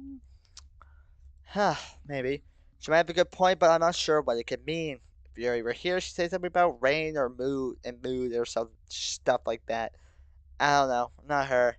Anytime I read a book with a storm in it, there's always a reason. Everyone stares at the most unlikely source of that voice. Kamahashi? Yes, I read books. What's so surprising about that? Really? I'm so glad you kept up with it. Sayori walks over and gives Yae a large hug. Sayori? Yae looks uncomfortable by the sudden show of affection by Sayori, but she slowly responds, putting one arm around her former friend. A small smile reaches my lips. Ah. What's going on, bruh? Welcome back. Yes, it's raining because the game feels bad for Sayuri because she deserves better. Even at a time like this, Sayuri always seems to be able to brighten the mood. Not. Okay, bye. I don't know if that means you're back or not. Probably not. I don't know. Does anybody know what version of Minecraft runs the Farlands, has the Farlands in it? As Sayuri slowly breaks a hug, then Doki sighs. You know, if there's anything I've learned, it's not to judge a book by its cover. Not imposter. Damn, I really gotta practice what I preach, don't I? Beta version? Is there a... Yeah, but what specific beta version? I've heard that it's like beta version 1.72. I think I've read that somewhere, 1.72. I might be wrong. Damn, I've really gotta practice what I preach, don't I? I know I've said some things to you in the past, but I should at least try to give you a chance. Beta version, okay. If Sayuri can vouch for you this strongly, then I can at least try. I know Bedrock version has the Farlands in it still. I think it still has Farlands. At this, the eyes start to glimmer. She quickly glances over at me. The others might not notice it, but she looks incredibly relieved. I know I'm not a saint. I'm the furthest thing from it. You know, the beta version. I really appreciate the chance. I don't blame you for what you said. To my surprise, Ye smirks a bit. To be honest, I got off easy. Damn right you did. But I do appreciate the chance, honestly. You're still on very thin ice. Remember that. I understand. Thank you. Ye's eyes shine with the joy I've never seen from her again. FNF stream? Huh. Maybe tomorrow? Well, tomorrow, probably. Ye's eyes shine with the joy I've never seen from her before. Can't help but smile a bit more. I look at Ye and gently nod, but then the reality of the situation hits me again. I hate to have to break up this moment, but we're on the clock here. Yeah, you're right. My bad. It's not a problem at all, Natsuki. But getting back on track, what was it you were saying, Kawahashi? You know you can call me Ye, right? Aw, her warm eyes turn to me, but she quickly cuts herself off. It's faster. Alright, we got another fucking Sundari. I know it's good to see her opening up more. Alright then, Ye, what were you saying about storms? Ye clears her throat. In the books I've read with storms in them, they always seem to happen at some climactic part of the story. It's a typical trope in novels, yeah. And when's the Candy Crush stream gonna happen? I will fucking surprise you guys with.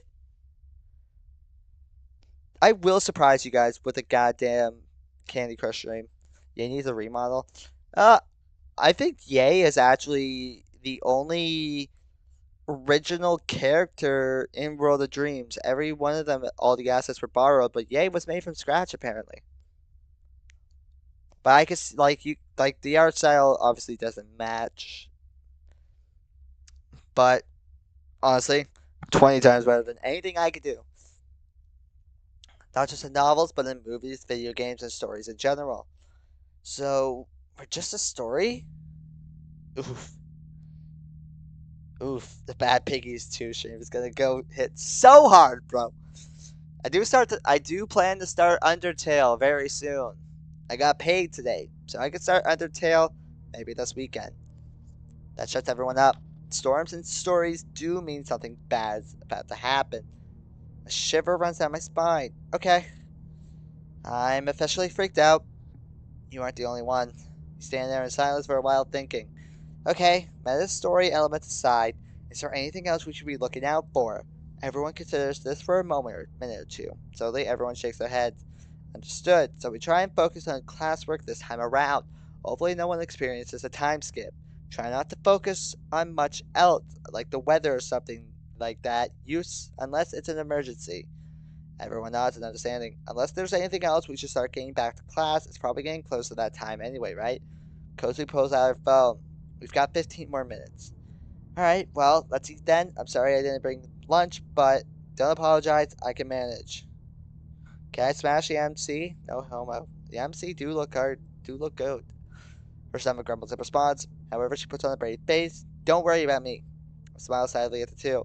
Well, I tried dividing things up evenly. Let's eat and think about other things. Who knows? One of us might think of something we missed while we're eating. So saying we all pull out the snacks and begin eating.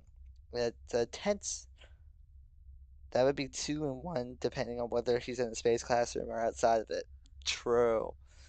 It's a tense few minutes as we all silently eat the bits and pieces of the snacks I managed to grab.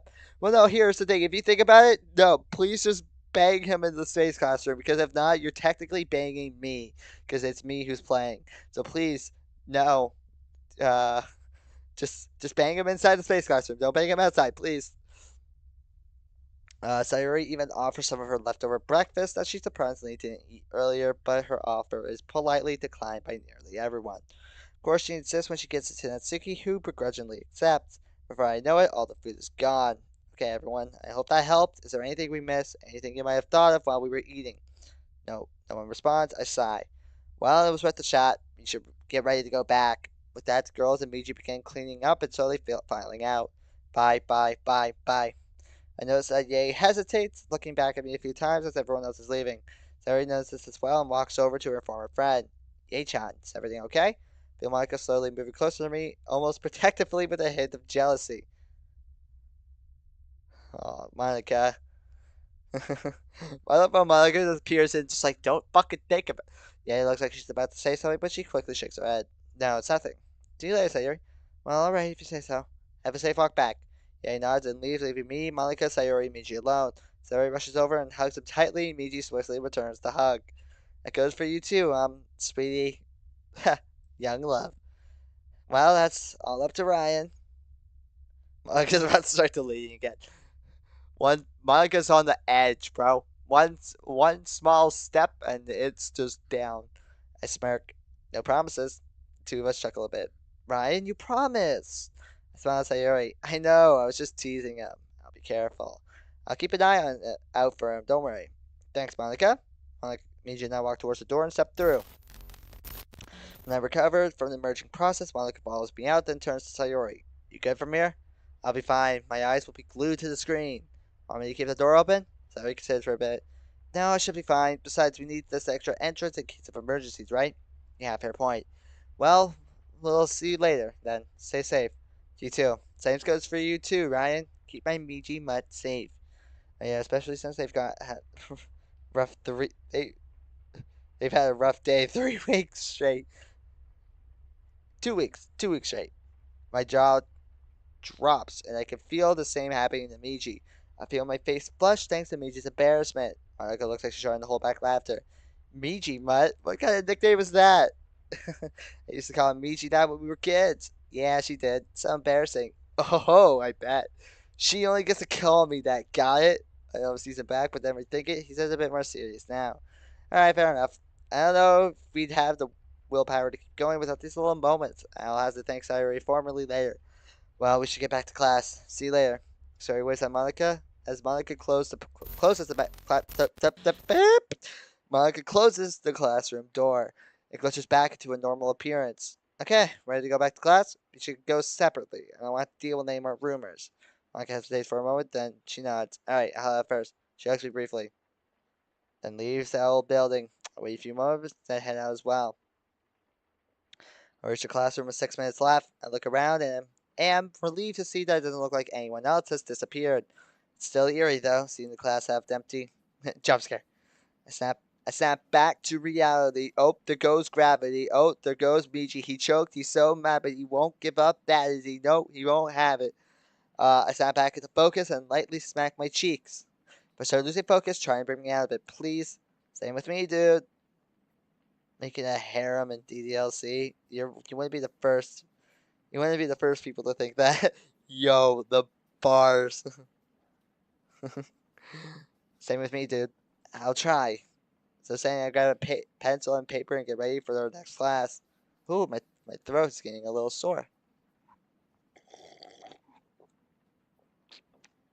She comes back in just as the bell rings and class starts.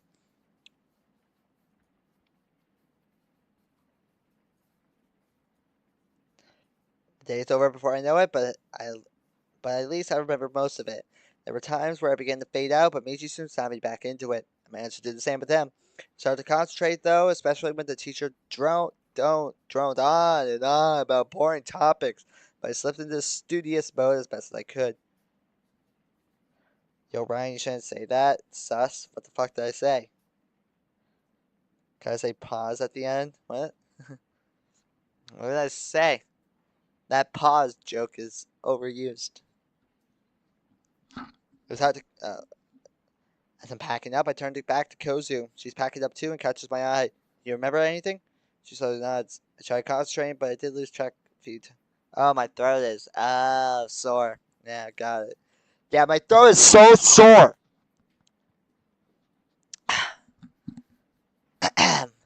But I did lose track a few times. I managed somehow. Wonder how Mori did. We both look over at her. She's looking back at us. Smiling a bit, she gives us a thumbs up. I'll take that as a yes. But yes to what? Tracking the day or getting into contact with Yoshika? Good point. We should all meet up and figure that out. Let's go to the club room. Grab Michi's phone and compose a text while Mori comes up. Managed to get a reply from Yuri. I look up suddenly. And? She basically told me that she's fine. She's apparently taking care of some family affairs and couldn't come. She said to tell Monica that she'll be taking some time away from the club. After what she just went through, I'm not surprised she needs that. I'm sure Monica will agree. It's the way she said it that has me worried, though. What do you mean? It was really formal, almost devoid of any emotion. Let me show you. Actually, let's all see it in the club room. Good idea. I finished the group text and then closed Miji's phone. Kozu, follow us? She nods and grabs her bags. The three of us are the first ones in the room. Kozu looks around the room. So this is the literature club. Looks like any other room. What makes this room so special? Wait, let me guess. In the game, the same background is used. I shake my head. Did you guys hear that? Guys, listen to the music.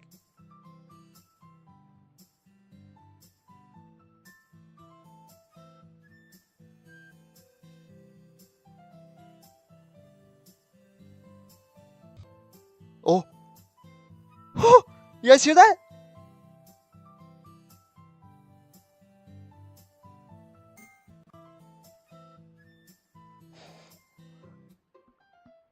Nah, bro.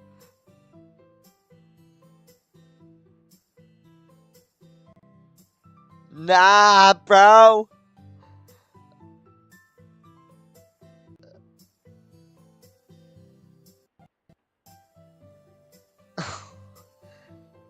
Slight changes. Slight changes in the music.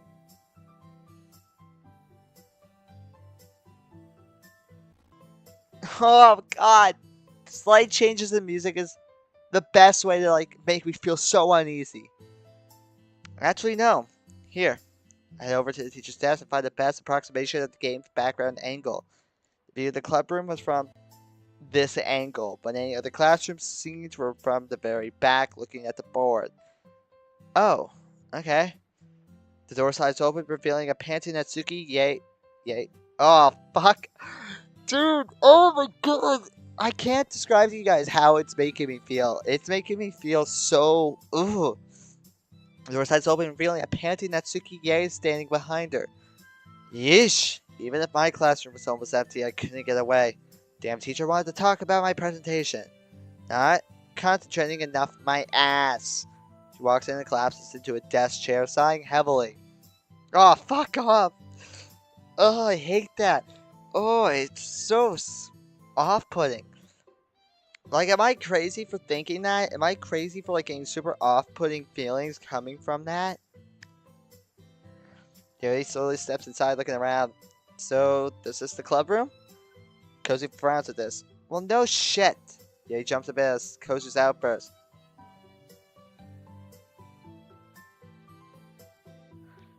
Fuck off, right.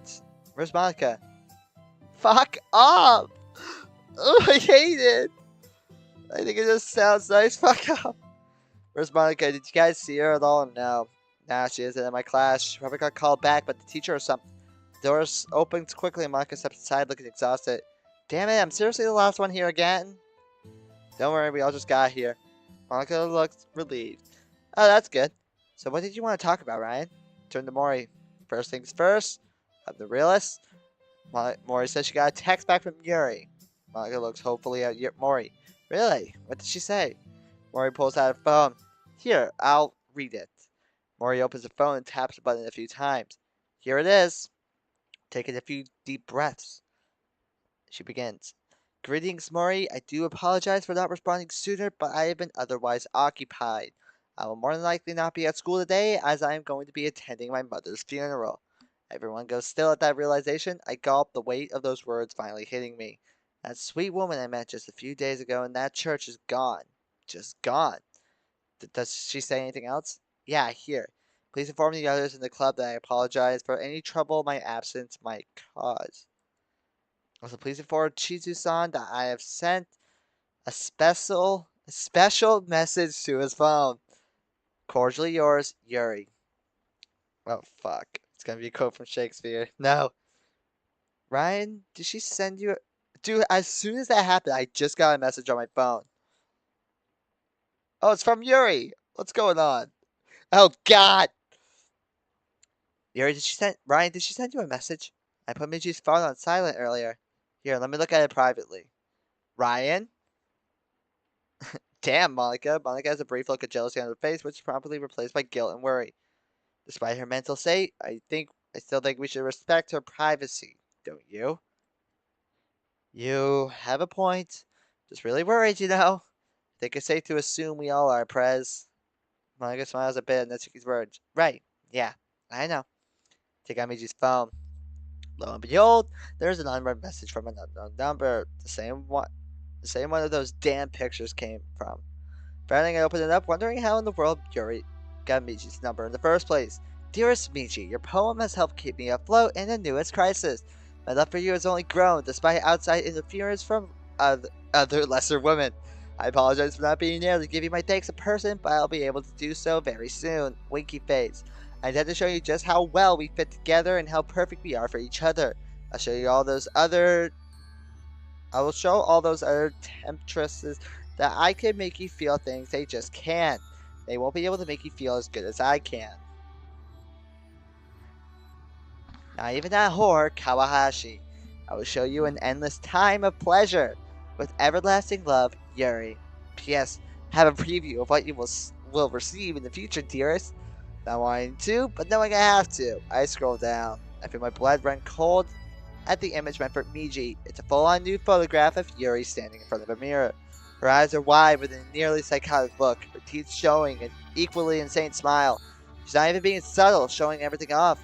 Her arms show fresh cuts, blood running down her arms. Ugh. Most disturbing thing of all is the space classroom pen in her hand, halfway in her mouth as she licks it. Shakily, I close the phone, nearly wanting to throw up. Well, what was it? Spit it out, man. What did she say? I inhaled deeply. We weren't careful enough. She has the same type of crush on me that she had with the original MC from the game. She's pretty much lost it. That's all I really want to say. Got to the teacher's desk, losing my strength. And it snapped nearly as hard as last time. Maybe I'm getting used to this. Am I the only one who has a little bit of curiosity of how bad that image could actually be? Like, picturing it in my head, it doesn't sit well with me. But you know, somebody's into it. I'm looking at one of you nasty fucks, or somebody watching this. Somebody watching this back. Well, I mean, you don't have to save Yuri. She's kind of just dead weight if you think about it. Is this even something you can get used to? Oh, God, the disgustingness is fighting. I tremble at the thought, losing my balance a little. Moving quickly, Monica pulls at the teacher's desk chair and leads me to it. Deep breath, loves. Deep breath. I held my hand over my mouth. I'm gonna be sick. Suki is the first to move, rushing over to the other side of the room near the door, grabbing the trash can and returning it to me. Don't hurl chunks all over the classroom, man. Grab it and begin violently hurling into it. Nope, not getting used to it. Oh, God. Monica rubs my back as the others look on with horror on their faces as they lose what little lunch Miji had. After about a minute or two of retching, I spit up the remaining bile and lean back. Someone puts a bottle of water in my hand. I rinse the remaining vomit out of my mouth before downing as much water as I can. Someone else puts a damp cloth on my forehead, easing my remaining nausea. Where the fuck did they get a damp cloth? My ears... Oh, when my eyes stop watering, I look around.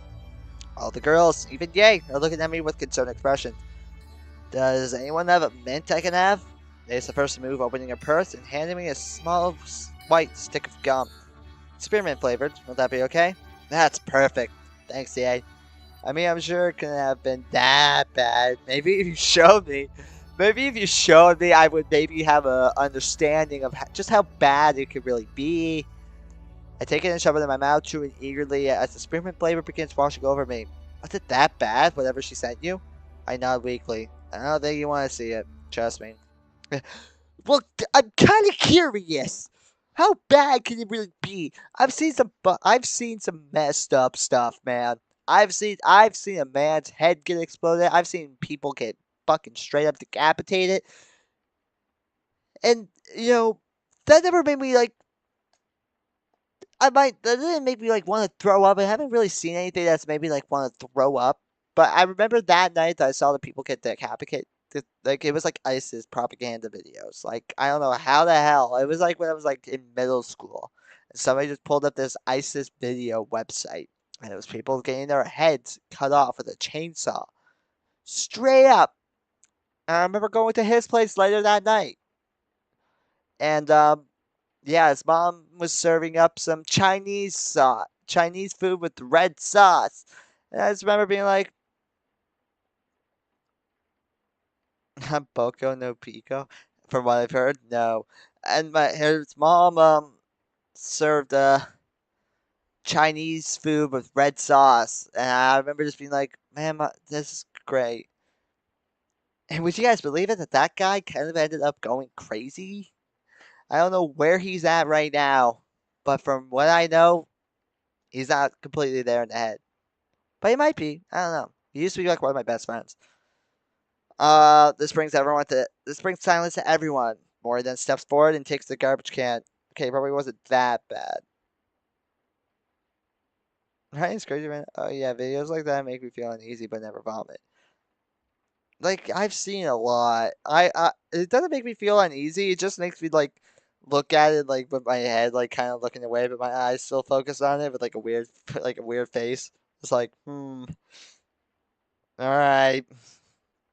Mori then steps forward and takes the garbage can. I'll empty this out. I'll come back. Saying so, she rushes out, garbage can in hand. By this time, Monica has pulled a student desk chair over next to me and is still rubbing my back as well as holding the cloth in place. Ever ate? It's so fucking good. I have not. Okay, I'm seriously freaking out here. No bullshit. You and me both. Count me in too. Probably be freaking out more if you actually played the game and seen what I saw. Silence once more. Hang on. Let me just recover. It won't be long. The others take seats and look down. Faces nearly blank. Just as I'm starting to feel better, Mori returns with the empty can. Guys, bad news. So I cut to the house. She's walking around the school with that same group of people from yesterday. Feel my stomach clench up once more. I overheard her saying she was going to take a final tour of the school alone. Final tour? Maury nods quickly. I guess the family just finished buying the school with the inherent on it, using it for something else. See a furious look suddenly appear on Maury's face. I swear to that little bitch. If I could get my hands around her, I'd love to delete that fucking... Whoa! Calm down there! Maury blinks confusion on her face. What did I just say? You don't remember? Maury, are you okay? Before she answers, I see the door open. Oh yeah, oh yeah! What? I was not expecting there to be people up here. Katana pokes her head in. I do hope I'm not interrupting anything. Looking around Mori, I see that she's doing her best to hold back her sudden rage. I turn back to Katana. What is it, Chiba-san? Oh, please call me Katana. Although I value you call me that. Value, huh? What am I, some long-term investment on her part? She looks around at her old, assorted people. Well, this is a surprise to be sure. Never expected this merry little band to be together in one place. Her eyes linger on Ye and Cozy for a bit before looking at Mori. Bijiwara? The nod she gives towards her is polite, but only that. There is no friendliness to it at all. Mori swallows hard and nods back. I didn't mean to intrude on whatever powwow you're engaged in, but I was curious as to the location of Yoshika-san. Has anyone seen her? She's not here right now. She took the day off. Did she? That's unlike her. Does it have something to do with her mother? So this is all that greets her for a few seconds too long. She hasn't told us yet. She could be sick for all we know. Try to cover it up, but Katanaha seems to see right through me. Of course, of course. Well, if you excuse me, I have a phone call to make. She steps out, shutting the door behind her. I look around at everyone and see them in several states of shock and anger. The new Kotonoha is more callous than the old one. Can't help but wonder if the old Kotonoha's actions were some kind of cover for her true self. The moment I think of it, I easily dismiss the idea. If Sayori can befriend her, then perhaps there's some good in her after all. She even befriended Yei, something I couldn't do until I was slapped in the face with her reality. But in your fuck! If I don't know how to love you.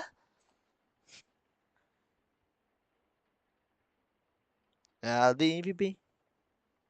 She didn't do the tilt. It's fine. It's vibe. It's vibe. It's a vibe. I look over to where Yei was, but she's gone. Looking around, I see her poking her head out of the door. Suki's below her, looking out as well. At the end of the room, the rest are looking out the window of the door down the hall. Curious, I walk over and stand next to Yei, looking out. It's so vibe, man. The Kotonoha outside, phone to her ear. She's leaning against the wall, looking at the window at the rain-soaked courtyard. Courtyard? Courtyard. Hello, father. It's me. Oh, nothing too major. Just wanted to inform you that my English tutor won't be available anymore. Yes, father, but I'm working on finding a new one as we speak. Someone at school speaks it fluently. Well, she was getting old anyway, and her lessons were becoming repetitive. I'll make sure he's the one. We have our ways, remember? Oh, God. The apartment, feel free to start evicting her at your leisure. She won't be a problem anymore. Oh. The fact that she can say this with such an innocent smile makes me really want to smack this bitch. Thank you, father. I burst out the door and storm out. Kotonoha sees this, but doesn't even skip a beat. She looks at me with a truly smug and dark smile. How fucking cold and vicious can this teenager be? Oh, don't worry, I'm sure we'll get along just fine. She then gives me a look that confuses me beyond reason. She looks like Yei when she used to manipulate people. What the fuck? I don't like that look on Kotonoha. She's kicking Yuri out into the streets and replacing her mom with me? She salutes her father and hangs up the phone. She then looks at me, completely dismissing the girls, and says 3 words in British English. The king has died.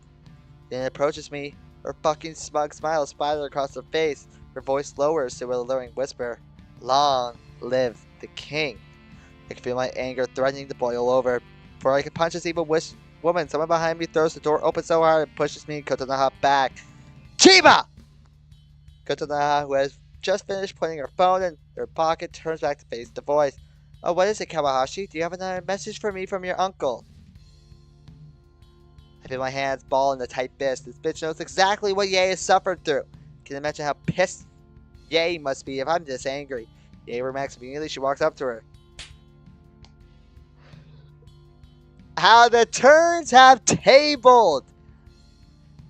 How the turns have tabled!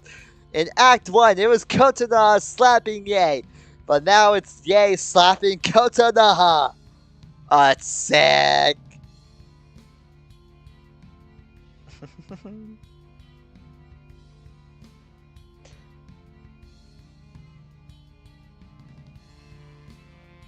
Oh, it's sicker.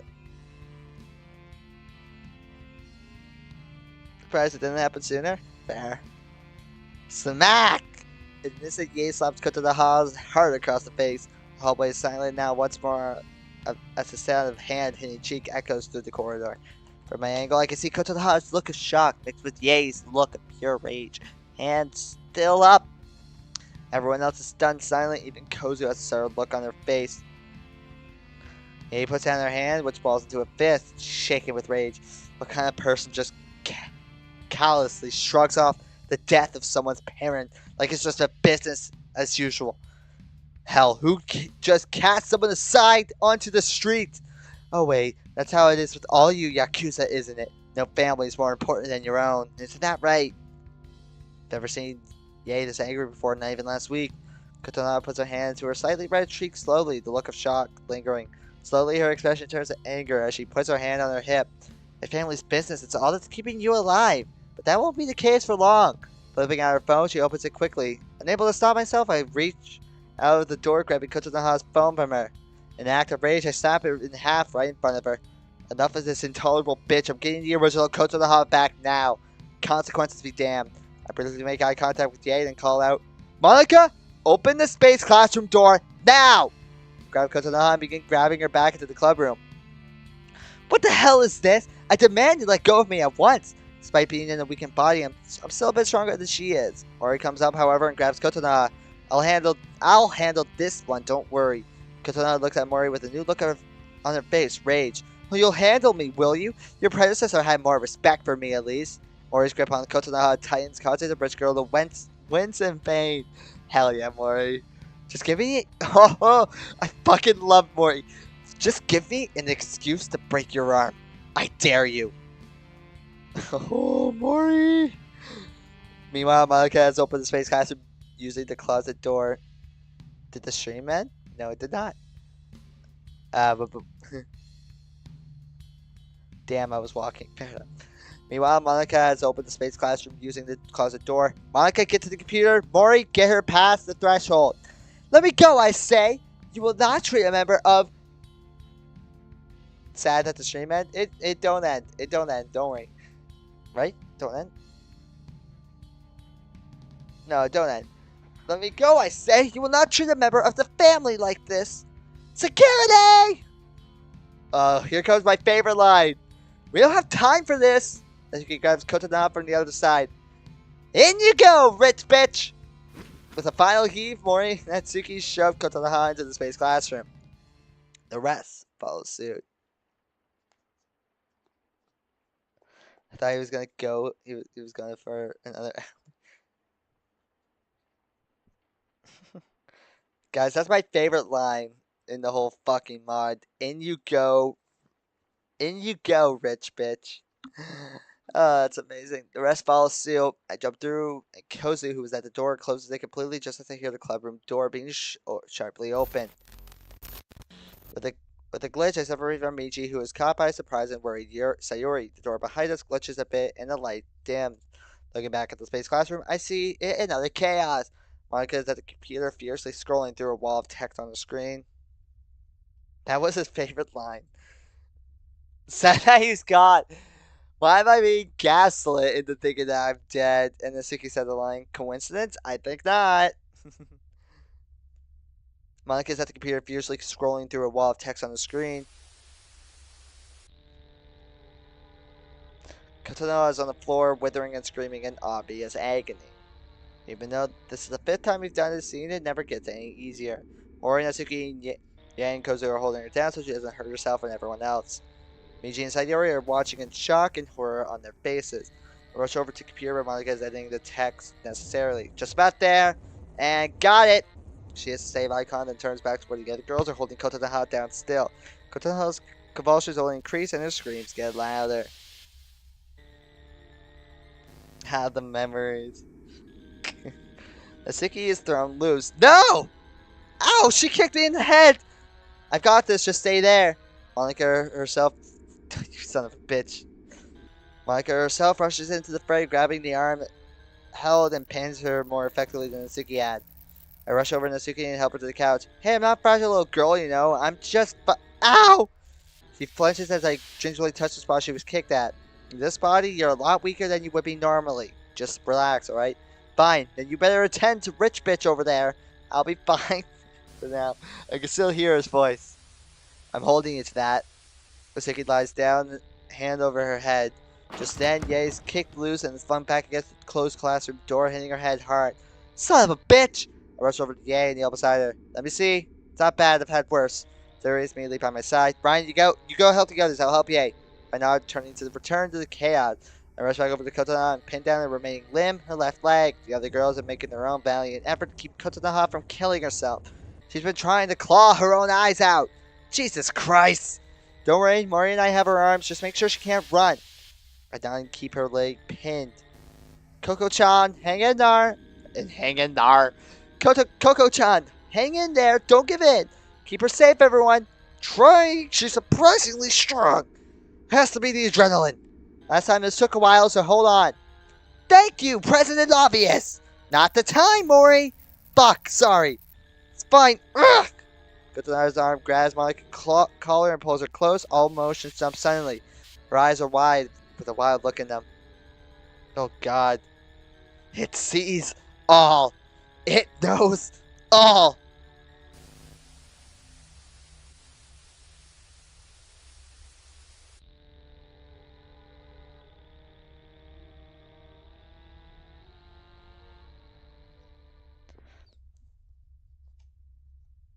Then, as if a switch had been thrown, her eyes roll back into her head and she slumps back, going limp. Slowly, the four of us release her. I open her mouth to make sure she isn't choking on her tongue, but it looks normal. I fall back, panting heavily. The others are gasping and recovering from the ordeal, all sitting on the floor. Suki is the first to speak. It sees all. What kind of cryptic bullshit is that? I'm not sure I want to know, but it could be important. It's cocoa fruit. Are you guys just saying cocoa? Coconut. God damn it. Come on, let's get her to the couch. I take her shoulders of the cocoa tree. Of the cocoa bean. I take her shoulders and Monica grabs her legs. We carry her limp from the other side of the couch, placing her down as gently as we can. When she's stationed comfortably, I sit on the floor, leaning back against the couch. Monica immediately joins me. We remain like that for a while, slowly recovering. Leaning back, I close my eyes. With a brief respite, I try and think about Kotonoha's reactions. As I do so, I think back to the reactions of everyone else. Of the Cocoa Bomb. Yeah.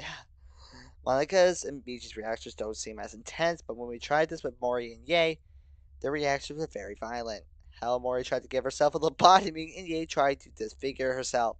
At the time, I just assumed it was because of the double memory dump into their heads, but then there's Natsuki's reaction. It was identical to her neck snap and her hair and eyes turning pink.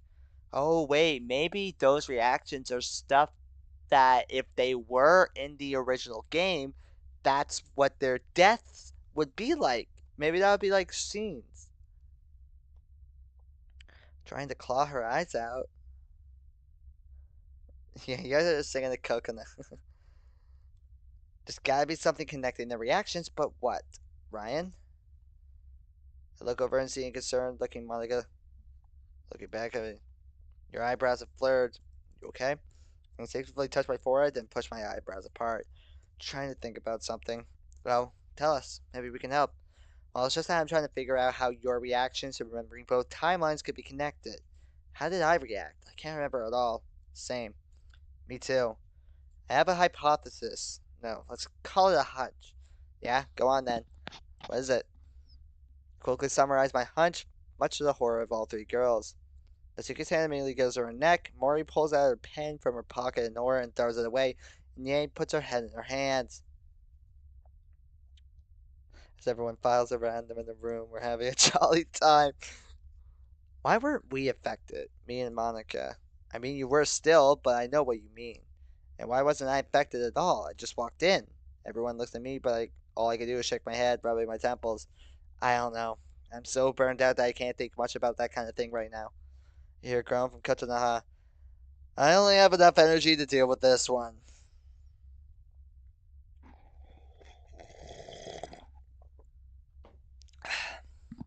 With some effort and immediate help from Monica, I get to my feet. Kotonoha opens her eyes as I approach. Oh, what happened? Another rough day, MC? She sees me walking up and blinks in confusion. Hello, sir. May I help you with something? Before I can answer, she winces and holds her head in pain. Ow! Ow! What the hell? Easy now. Take deep breaths. I say this in both English and Japanese. To her credit, she does as I say, breathing in and out as I kneel next to her. Sayori is also immediately by her side as well. Kotona sees her and looks even more confused. Sayori? What? Shh, Kotona, Koko-chan. Give it a moment. She looks around in even further confusion. What's going on? Why is everyone here? Hang on, did she forget what was going on just now?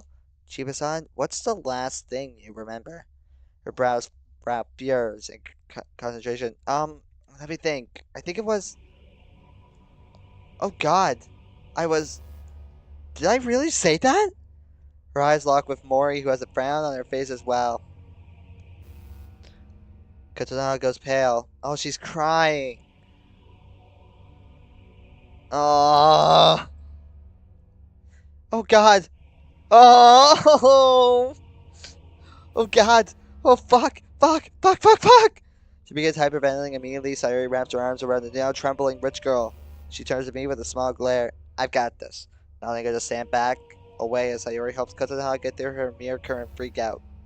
I walk over to Mori and stand next to her. You okay? Mori looks at me, then Kotonoha. She exhales slowly. I don't know, to be honest. And she's also emitting a low humming noise. She I don't know, to be honest. I've got 3 years of good memories with her as one of my closest friends, but at the same time, I have another three as two of us as enemies. Why did they just call her rich girl, man? Stop! Fidget spinner. Helicopter, helicopter. She goes silent as she watches Kotonoha crying down, muttering something incomprehensible. Which person am I looking at now? Is this the girl who wants to distance herself from her family, or the one who uses her money for her own selfish pleasure? Your friend is back, Fujiwara-san. Ye's sudden words startled me and Mori. I turned to her confused. How do you know? Trust me, I could tell. Call it personal experience. She points to Kotonoha briefly. Those aren't crocodile tears. Mori, Mori looks back at Kotonoha, who's still sobbing into Sayori's chest while she strokes her back, talking softly to her friend. Guys, it's Taco Tuesday. She looks exactly like Ye did on Wednesday morning.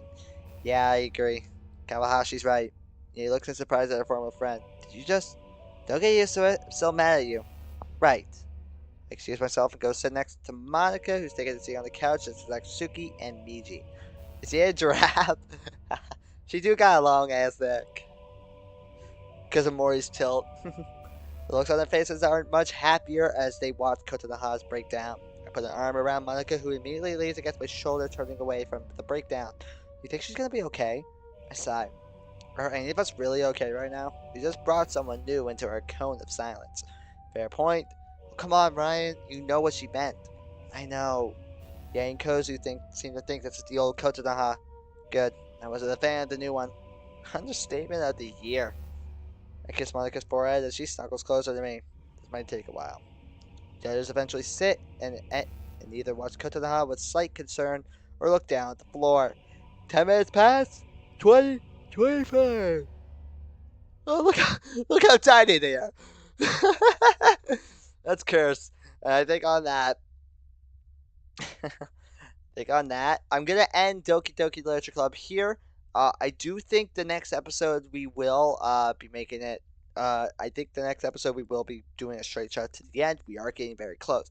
But one thing that I want to do, is I want to check. I want to check Minecraft. It's 9 o'clock here. I want to keep going, but I can't. But one thing I do have time for, I want to quickly check Minecraft. So you guys are gonna be in the void for a second. You guys love the void. I want to check if I can smash Sayori. There are mods where you have sex with Sayori. Actually, there are mods where you have sex with every character.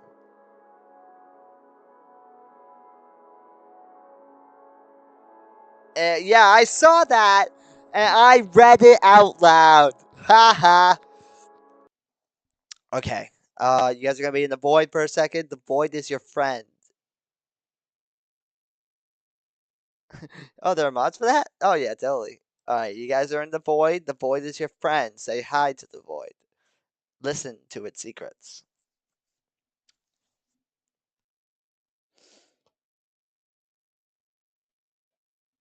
As my mom is now getting home.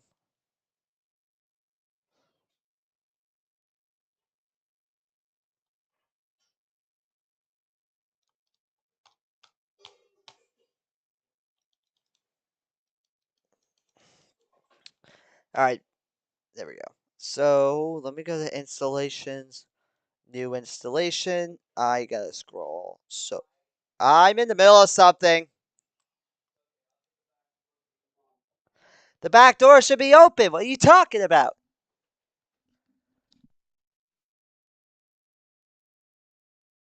The back door wasn't open.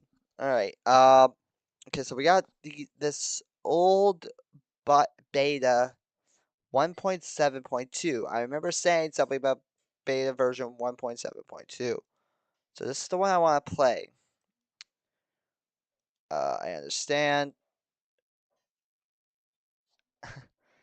A part of the void. We'll see if this works. Don't join the void. So I did say 1.7.2. I think this might work.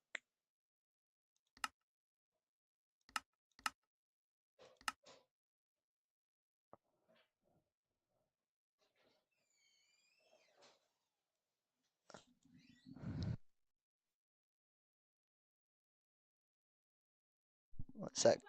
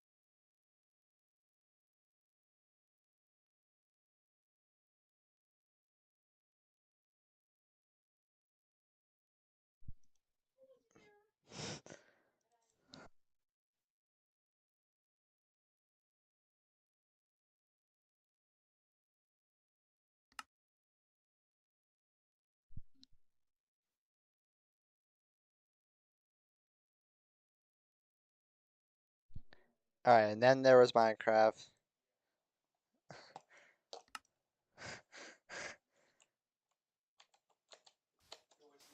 Oh my god, sorry guys.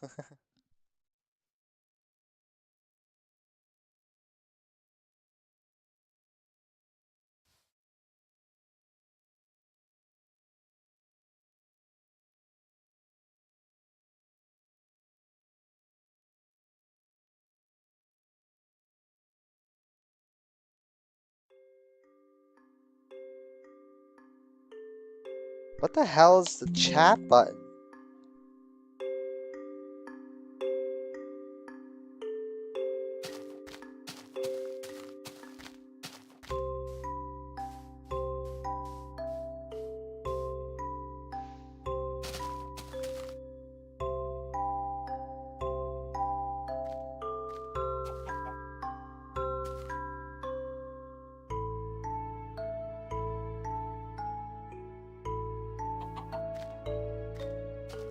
Okay, how do I check for sure if the far lands are on this version or not? I can't teleport.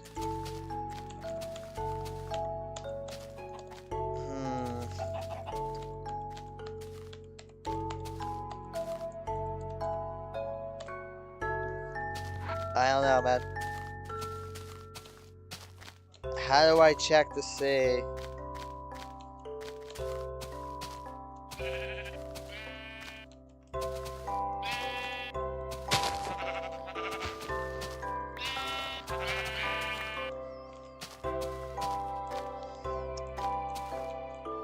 I don't know how I really check to see if the far lands are on this fucking version.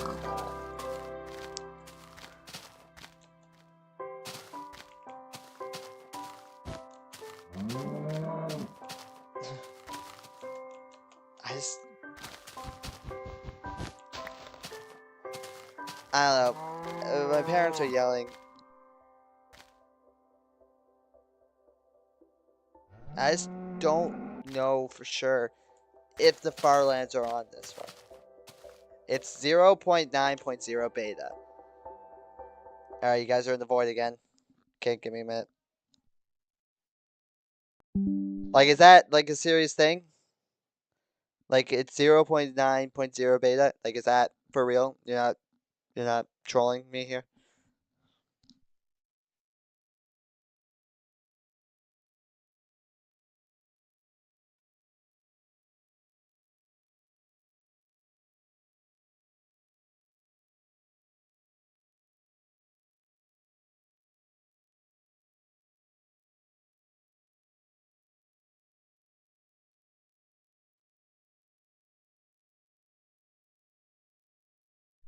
So wait, it's 1.7.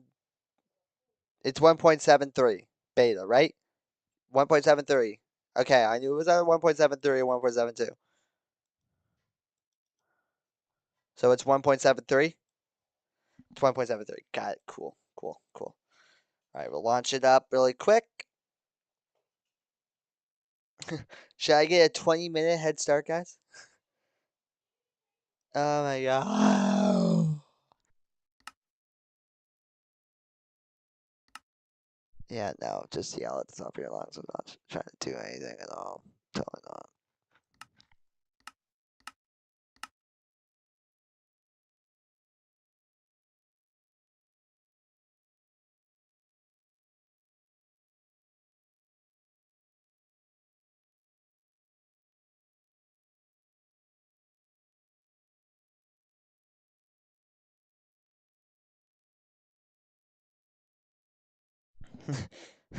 Sorry. Friggin' launching. This thing only launches in windowed mode, so it's very difficult. I'm so sorry. It only launches in windowed mode, so it makes it very difficult. I guess I can fix it to screen.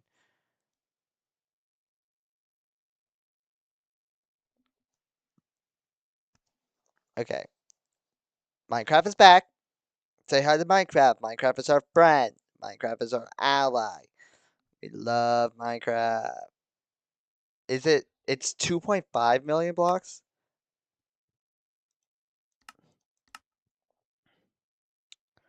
Okay, if I do this. Okay.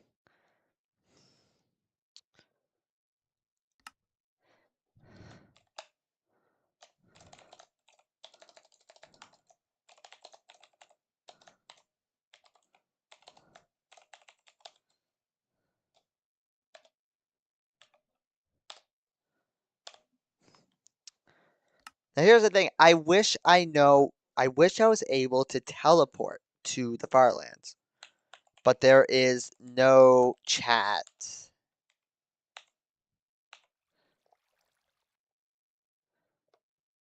That's what I was saying. Like people were saying, go to the Nether, but no, that's cheating.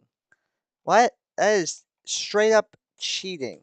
I want to start walking in the X direction. So we'll start going. So this will be the Farland streams.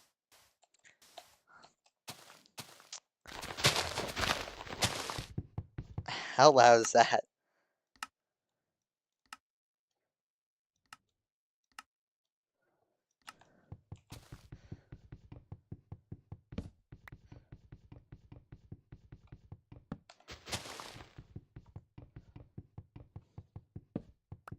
But yes, going to the Nether would be faster.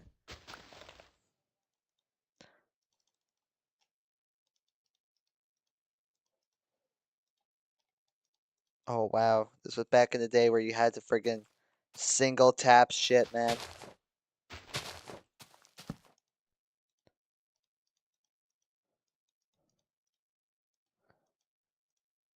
The olden days. Jeepers, man.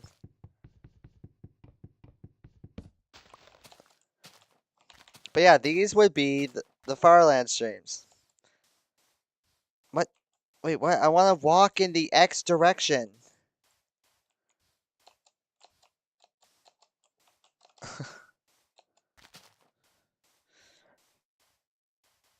Okay, I'm not. Okay, I just gotta walk this way. Doesn't matter which way I'm walking. Did you know that you could summon Herobrine? Really? Guys, should we summon Herobrine? Like, oh my god. Like, I really think we should summon Herobrine. Like, I've been thinking about it, and like, summoning Herobrine, like, oh my god. Like, hi pigs. Do you guys want me to summon Herobrine? No bacon? Okay.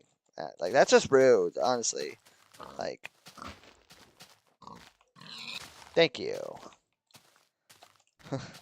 I have been thinking of doing a Minecraft horror mod with Hero Brian. But I don't know. It wouldn't be 2 years. I would try to do it every now and again. I know it took somebody 9. I know it took like the first person to walk there. It took him like 9 months. No, it does not stack. This is olden day Minecraft, Smoke. Olden day.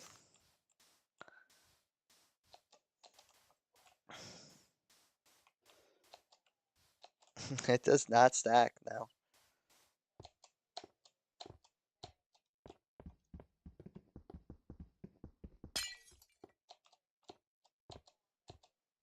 This is when there was no fish in the water.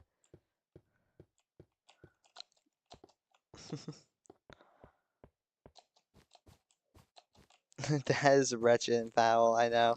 But sadly, this is the last version of Java Minecraft that has the Farlands.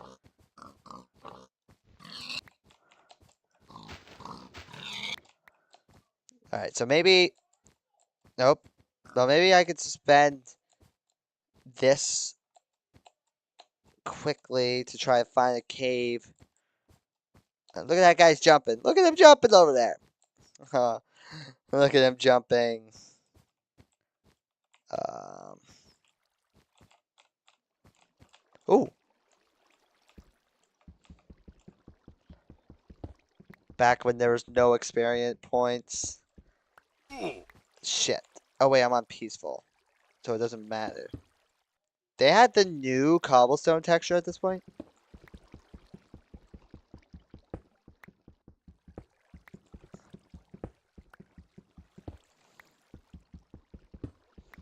I used to play this. I think at one point I also used to play this version of Minecraft. Don't ask why, I just tried to put my crafting table in there. Because I do not have an answer for you.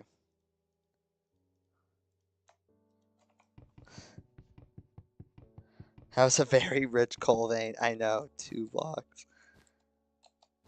But look at this, guys. We'll at least walk to 1,000 blocks. But I do need you. I don't want to... Do need you to get through the night. Only one wall? Ah.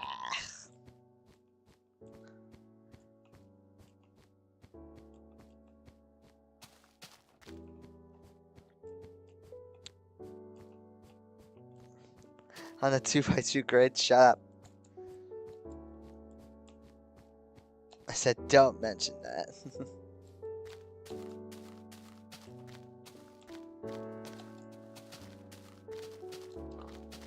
Actually, I don't even need to collect pigs.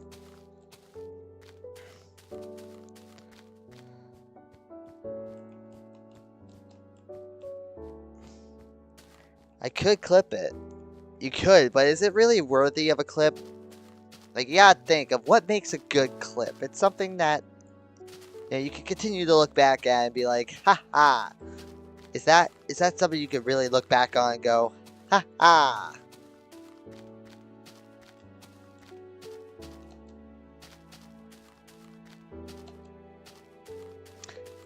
Here's the thing. The Farland streams are going to be very, very, very, very, very boring, okay? I'll be completely honest. They will be very, very, very boring. Let's get some bog going so it doesn't use as much memory. But here's the thing. Think about it in months from now. Many months from now. The moment I get to the Farlands. And can you just imagine it, Brand? I am going to get some wood for a boat.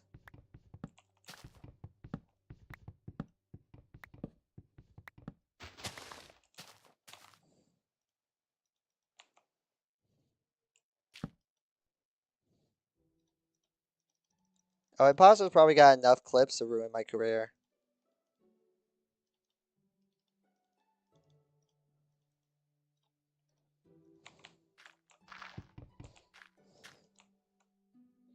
Let's be honest.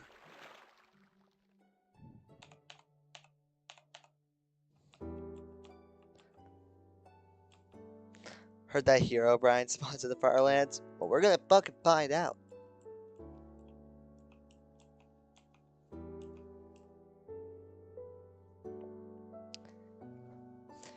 Do.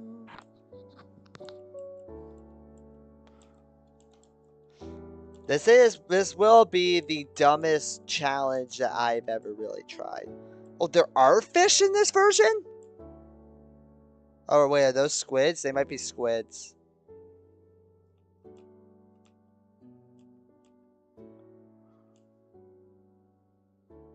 I heard Herobrine gives back shots. I fucking saw that imposter. You guys, it was so scary. See, look at that. We made it to 1,000 blocks. That didn't take us long. Now, just like 1,000 times that. Or actually more than 1,000 times that. And you'll realize the gravity of this challenge.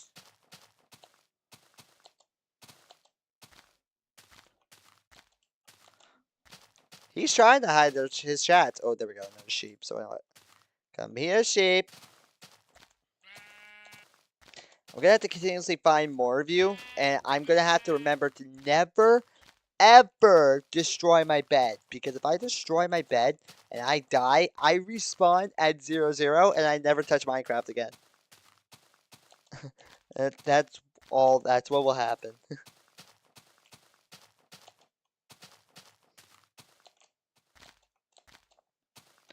No, chickens, I don't need you. I need sheep. Why so many chickens?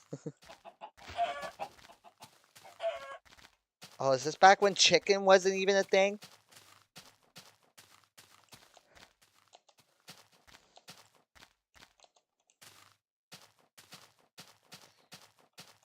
Remember when boats looked this simple? No! Ugh.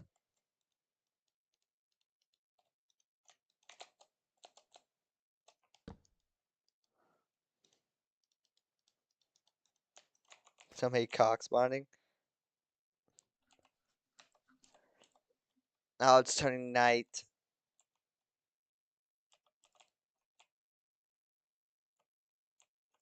God fucking damn.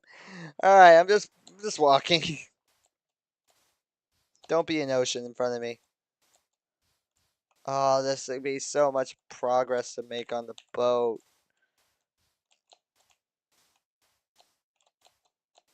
No, it looks like it's just land over there.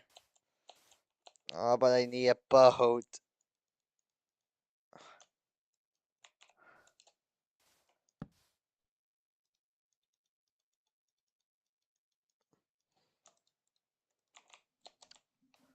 Look, guys, I am really talented at boat driving, okay?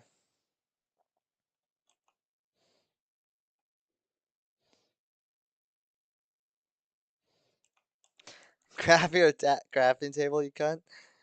I'll grab them from now on, don't worry.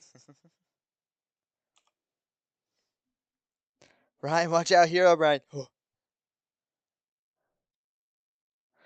Watching the video that Forge Labs did on Herobrine, like the Herobrine video that Forge Labs did, that's a mod pack that I want to download. I really want to download that mod pack. How many wool do I have? Only 2? God damn it.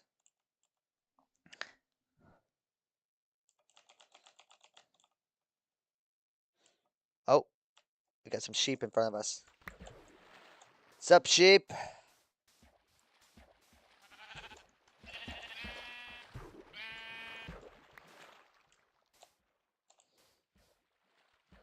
I have it downloaded. It's funny. It's such a good mod pack, and I wish I could fucking play it, man.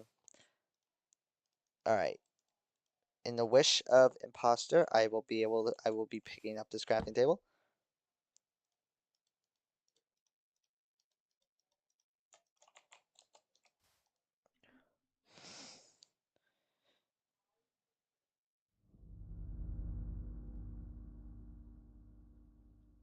Was that a Herobrine noise?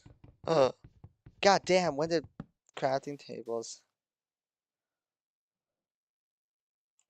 I said, come fight me, Herobrine. He fucking spawned in front of me. I won't lie. The smiling Herobrine in that mod, the smiling of Herobrine is honestly kind of terrifying. It's very off-putting, the fact that he just smiles. Did I leave my bed there? I kind of gotta leave my bed there. Okay, cool.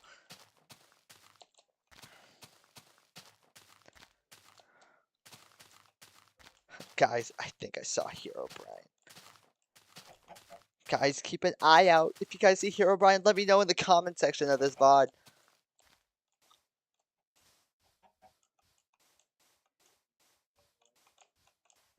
Also, I just realized that I'm doing this with an add-on to the Doki Doki Literature Club episode.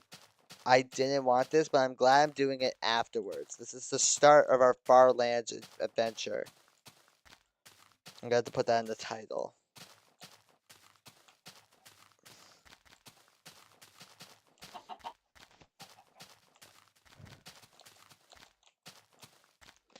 But there's not much to really talk about except for, why do I plan on doing this? I don't know. I remember just watching a video of, the person finally, reaching the Farlands, being like the first person to reach the Farlands by walking.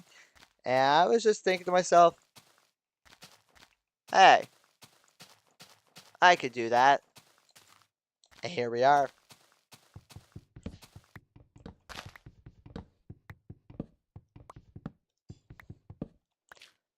People clicking on the stream being like, this is a Doki Doki Literature Club. Doki Doki looks different, I know. Guys, send this video to 10 of your friends on WhatsApp or Herobrine will hack your computer. Fine boom sound effect.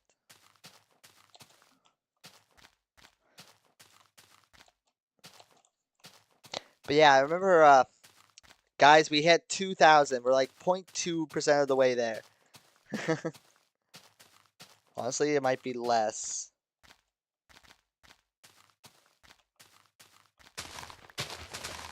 Imposter, if you're here, can you look up the actual number of blocks it's going to take me? Also, I hear a sheep. Where's the sheep? Or one of you guys. Can you guys look up... fuck, it's a gray sheep. Can one of you guys look up how many blocks it takes?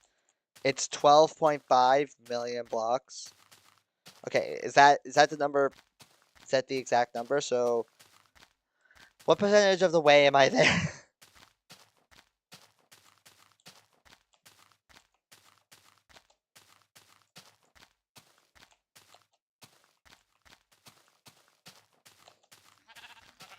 I can look up only how to summon Herobrine. That's it. It's approximately 12.5 million blocks. Guys, look at that mountain over there. I think we're in the far lands. Below 1%. Oh yeah, that's for sure.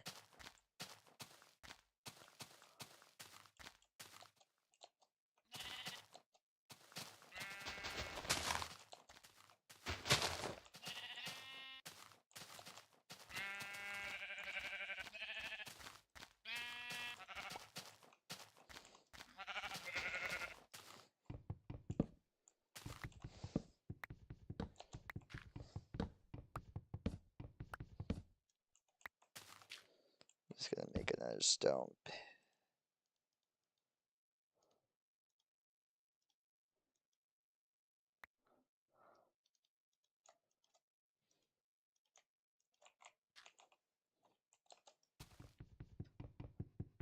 Blocks and whimsy.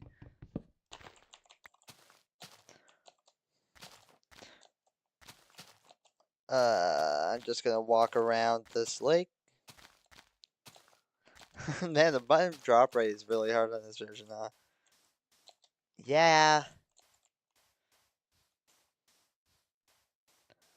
Kind of is. You guys want to hear a classic noise? Ooh. Hell yeah. Ooh!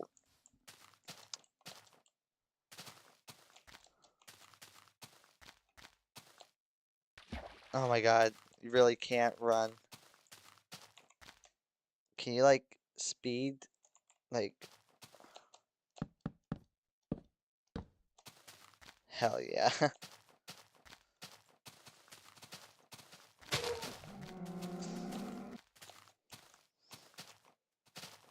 Smoke is too young.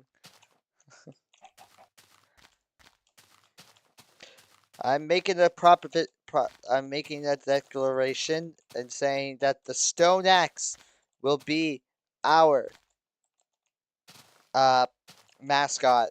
Either it'll be the stone axe or it'll be a gold axe. What you guys want it to be? Stone or a gold axe? Which one do you want to be our mascot? The one that we hold in our hands once we reach the far land. A stone axe or a gold axe? Diamond? Why diamond? Everybody who's gone to the far land has diamond. I want to be different.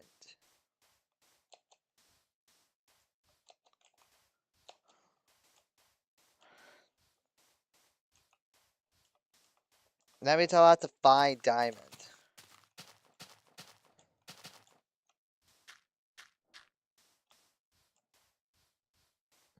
Wooden! I mean, I could just hold a wooden axe. If you guys want that to, if you guys want a wooden axe to be the mascot, oh, jeepers. Come on. Oh, look at those spikes. It really jumps up in the CPU usage randomly. Make it out of emeralds. Yeah, I don't even think emeralds exist in this fucking version.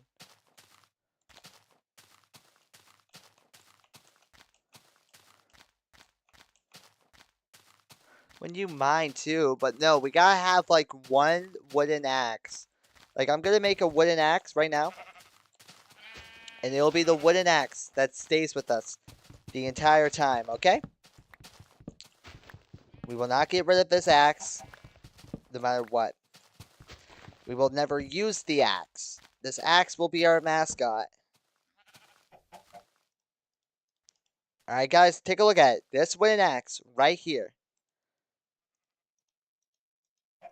This wooden axe is going to be our mascot. We are not going to use the axe.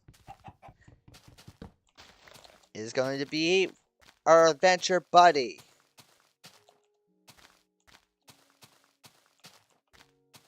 We will not... Of course, as soon as I say that, my first instinct is to just start hitting the ferns. I gotta sleep. Yeah, I'm not gonna go for much longer. I'll probably go to 4,000 blocks. That's a nice axe.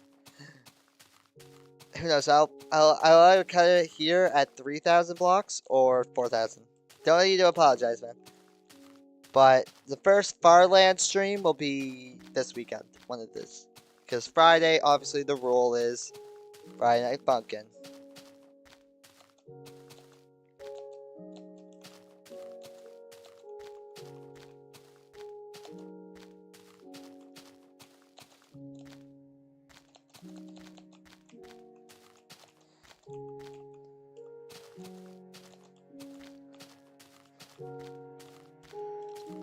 But yeah, good night, imposter.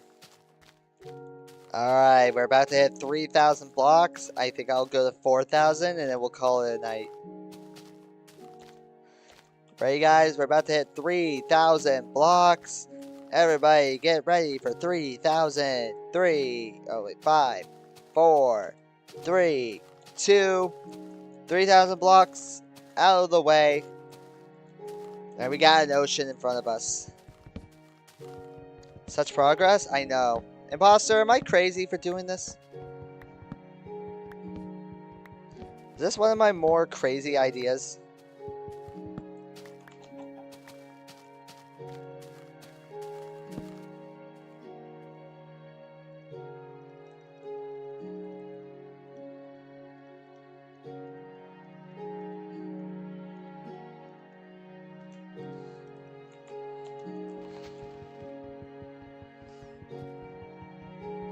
Did I just call you imposter? Smoke, am I crazy for this?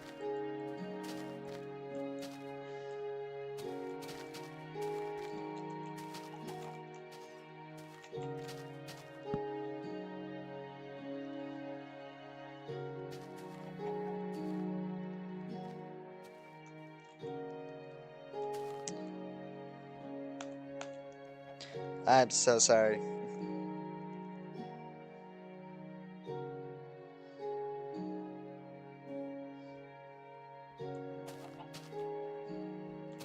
I'm gonna cry. I know. I'm sorry. Take a look at that chicken. Let that chicken cheer you up. Chicken cheer up, smoke. Balls and smokers. I'm sorry, man. But is this one of my more crazy ideas, Smoke?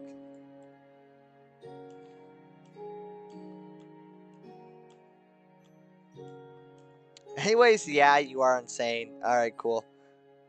But will you be saying that to me when we come face to face with the Farlands in like almost a year? Will you be saying that to me? If you're still around, hopefully you're still around, but will you be saying that to me in a year?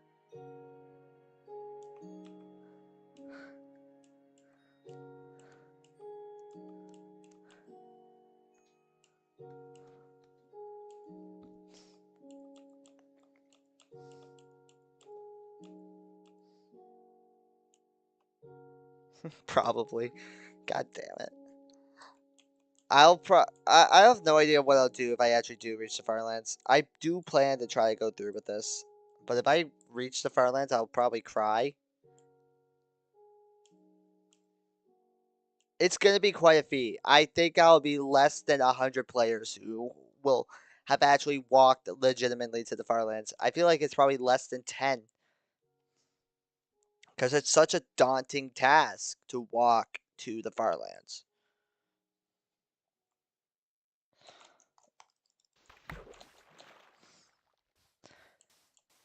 Anyway, as I said, we'll go 5,000 more blocks, and the first actual official Farland stream will be this weekend. I'll definitely have to have some music myself playing in the background. But hopefully, I can have some people show up in chat and at least like ask questions because there's not much to talk about when you're just walking to the Farlands. Steve here. Oh wait, you can't fucking. Steve doesn't have like a F3. Steve here.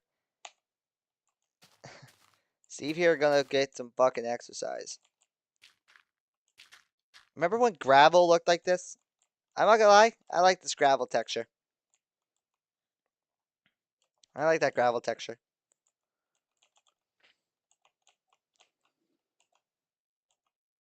I get why the gravel texture was changed, but I like that gravel texture.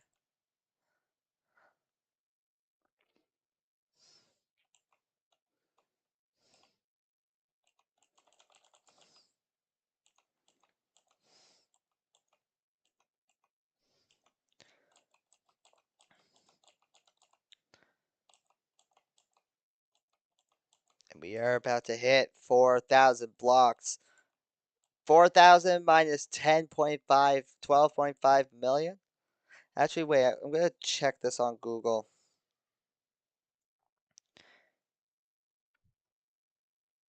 How many blocks does it take to get to the Minecraft Farlands in Java Edition? Oh wow, he wasn't lying.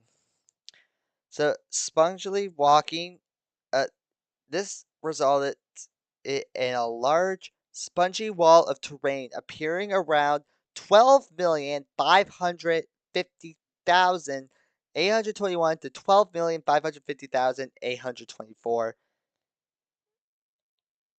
blocks. And we are about to be 4,000 blocks into our journey.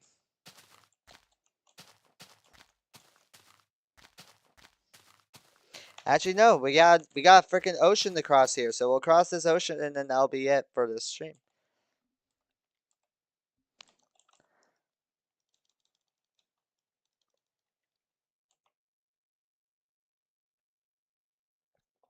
So 12 million blocks, ladies and gentlemen.